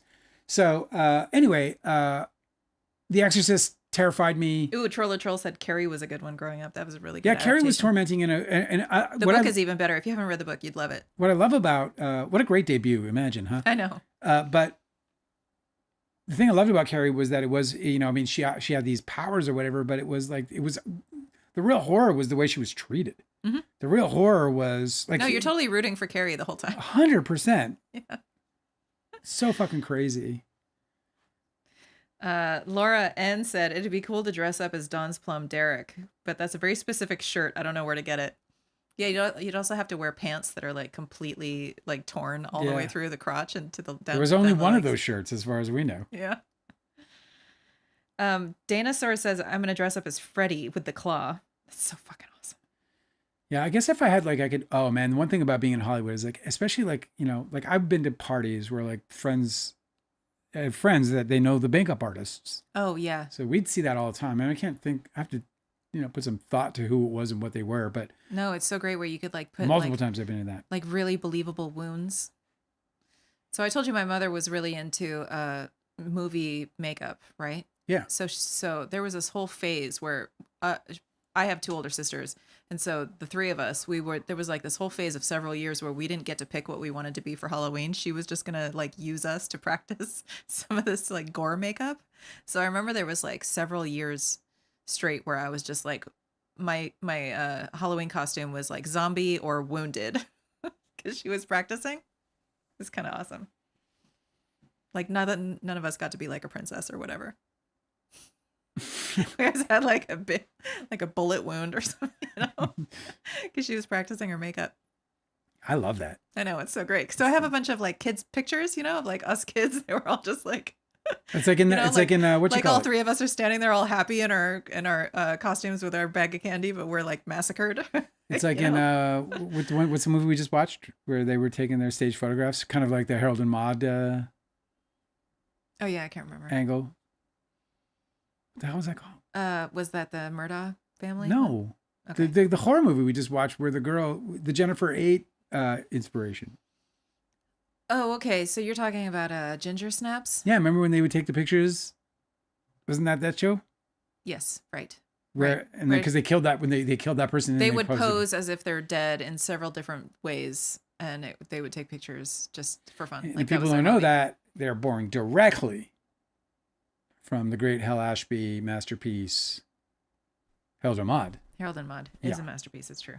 Sorry, I didn't follow you for a second there, but I'm with you now. Jesse Eisenberg reveals that he is donating a kidney to a stranger.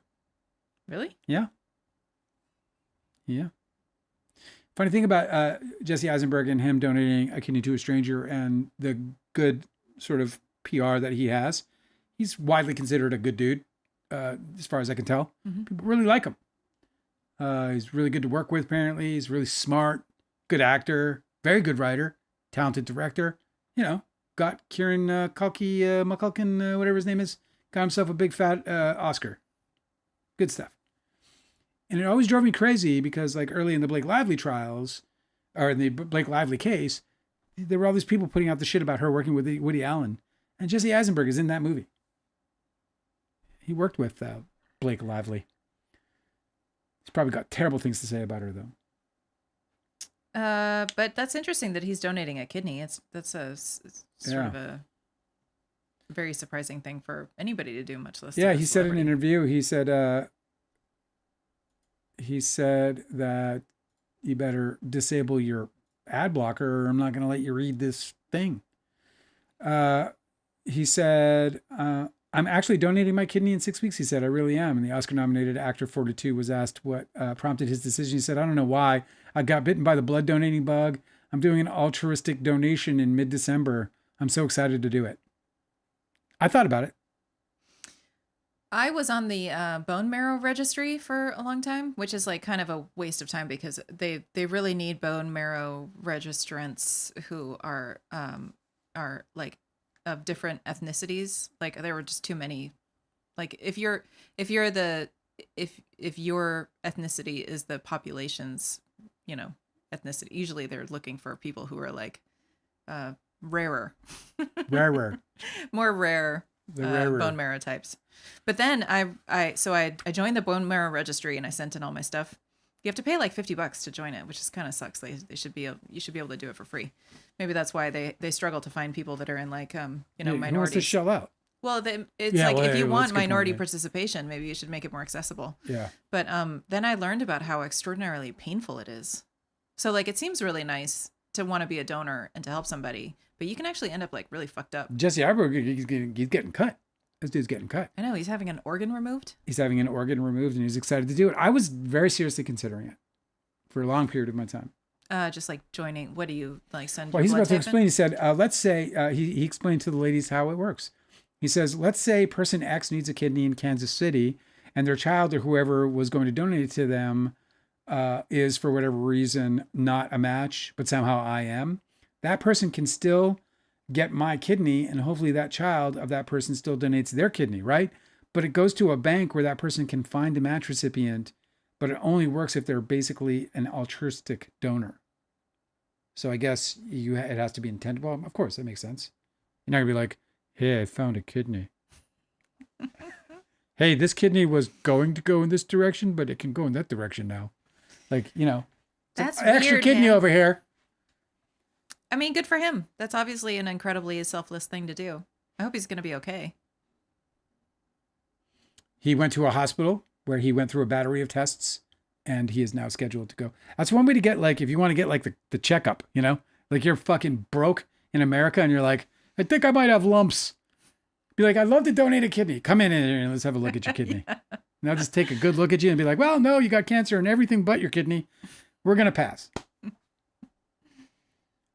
That's wild, man. It is a pretty amazing commitment to make. I think it's a wonderful thing for him to be doing. It's very dangerous. So I'm not sure I find it particularly, So you're talking about Jesse Eisenberg and I chickened out. You brought up Woody Allen. Yeah. Cosmic Urgency said earlier that the Madrid government is funding Woody Allen's next film, but they have the condition that the city's name has to appear in the title, which of course is going to be so fucking easy because they were like, do that in a minute. We It's saw what Spain. you did with Vicky Cristina The Barcelona. city? Listen, we saw what you did with Vicky Cristina Barcelona. It was a massive success. And we were hoping that maybe you could do like a Vicky Cristina Madrid. So stupid. No, it'll be like Madrid tea or espresso or Cafe Madrid. Yeah, who knows? Whatever he'll call I guess we'll it. find out. It's easy enough to do. I mean, isn't that amazing? Isn't that amazing? Yeah, I kind of wish that other people got that opportunity instead of him. Well, he got the opportunity because of who he is, obviously, and so they wouldn't give that opportunity to somebody like me. Excuse me, Dale, please put name of city and title. We give you $2 million. He doesn't work with a lot of money either, so it's a lot easier for him to get a deal like that done. Yeah, well, it is what it is. I saw an interview with him where he said that if he couldn't make movies, he'd probably finish it. Did he say this? He didn't put it that way. What he said was, making movies is my only reason to be alive. Oh my God. Yeah. Oh, those weren't. Was the he talking exact about words. like how it is my purpose in life, or He's saying he's that like life- I won't live if I don't make movies? What he said was that life has no meaning to him or no purpose if he's not making movies. Yikes. Yeah. I mean, that's the sum and substance of what he said, obviously. That sounds like a problem for him. That's fucking crazy. I can't imagine. Troll said that wrong turn 1 and 2 always makes me think twice about when I drive down country roads. That's Children of the Corn for me. What is that? Wrong turn 1 and 2. What are you talking about? It's a movie about a guy who takes a wrong turn, ends up on a country road, Is it? and he gets fucked up. Oh, Wrong Turn, and then there's a sequel? Yeah, wrong turn 1 and wrong turn 2. Oh, I didn't know this. Another wrong turn. That sounds like every time I've ever tried to drive. I'm like, oh, God damn it, I was distracted. I missed my turn. Oh, shit. That's what the whole movie is. It's just super boring. It's just the person being like, ah, fuck. But the country road thing was all about, like, that's Children of the Corn ruined my life for that. Like, That you can't be like, they got lost. if your car broke came down up- in the yeah. country next to a cornfield. Hey, is there a store nearby? No, it's true. They made There's cornfields one. so scary. I love it. Well, babe, Let me see if I got any more out for you here. I am super excited about. I'm glad that the veil is thinning for the conclusion of our spooky season. I wish that spooky season would last forever and ever. It's my favorite time of year, and it's very sad that Halloween is here and it's gonna pass, but I'm gonna enjoy it. I think tomorrow I'm just gonna like make some hot chocolate and read a horror book. Maybe I'll open up one of these Clive Barkers or something. Oh, well, if you're gonna do that, I would suggest reading Interview with the Vampire, actually, or reading Mary Shelley's Frankenstein if you want to get ready for the movie. Yeah, it's not really a horror book in my opinion, but it's a great book. Mr. Hans says really 2 more Wrong Turn movies and he'd be driving the right way again. Well, you know the very last movie is The Right Way. Or just chart a new destination, man, and then it was a right turn all along. Well, right turn is so funny because it's like could also mean a right turn. It's a double entendre. It's about the friends you make along the way. It's really what it's all about. Mr. Hands 57. Billie Eilish, by the way, I got 2 more little things. Billie Eilish called out billionaires while giving a speech in a room with Mark Zuckerberg. Yeah, I know. I saw that. It was so great. She was gorgeous. Did you see her? Did you see the video? No, I didn't see the video. I got to watch the video. She is a stunning. She looks like a fucking drawing. She's so gorgeous. But she was like, "Hey, I don't know why you guys are billionaires when you could just be millionaires. Like, give away your money." Well, let me tell you about the worst part of that. I tried to get this on yesterday's, and yesterday's was just too interesting as it was. But, you know, Facebook's earnings came out. I know it's going to sound like, what the fuck are we watching? And Dale and Angela here. Facebook's earnings came out, and they took a huge hit because they had a one-time tax payment of $16.2 billion. And so they lost 10% of their revenue yesterday in the stock market, or yesterday and today, you know, earnings, blah, blah, blah, whatever. But $16.2 billion they have to shell out to the American government in taxes. Hallelujah. Hallelujah. That's so insane that they took a hit by having to pay taxes. That's so funny. Well, that's how you would look at it. Yeah, that's how I'd look at it. If I made $500,000 and I had to shell out $250,000 to the government, I would consider that a $250,000 hit. But nonetheless, $16.2 billion fucks up their quarterly report, whatever. It is what it is, right? In the conversation, the CFO or whomever it was, speaking on behalf of Meta and speaking about this one-time tax payment, pointed out that, and just bear in mind that Snap benefits end the day after tomorrow, he says it's a one-time payment, but it's not something we're going to have to worry about next year or in many years to come, thanks to the big, beautiful deal. Literally pointing out $16.2 billion being put into the American taxpayers' coffers. And then they're talking about removing that at the same time that we have a ballroom getting built, at the same time that we have SNAP benefits being pulled from people 40 million Americans who require food assistance in this country. And literally, so you're talking they're bragging about tax breaks that are going to save them $16 fucking billion a year. It's a fucking kleptocracy, bro. Holy fuck, can you believe it? It was just shocking to me. Anyway, so that's Billie Eilish standing up to Mark Zuckerberg. Honestly, if I was in the room with Mark Zuckerberg, I would get removed. I would be removed. No, I would. I would be removed. I would say something so belligerent to that motherfucker and to every fucking one of those fucking assholes who are ruining our world. I can't get out. Like, this happens all the time, by the way. More than once now, I have seen these videos about people showing how Zuckerberg's properties, Instagram, Facebook, how they change the messages, the comments to the individual. So this chick was sitting next to her boyfriend. They had totally two different, like the exact same search, exact same page, exact same everything, went into they couldn't even find the comments that each other had. They were so completely diverse and of course the guy's comments were like all male centric and so on and so forth. It's a complete manipulation, dude. Mm-hmm. It's a manipulation. And everybody's doing it. They're the worst. And it's interesting because I quit Facebook in 2014 was, I think, my last post. So I haven't been on, I still have an account, but I haven't been on. I actually dread going back because I know that there are going to be messages from my dead family. I just know it. So I'm like, ugh. In those 10 years, I lost so many family members. Most of my uncles and aunts died.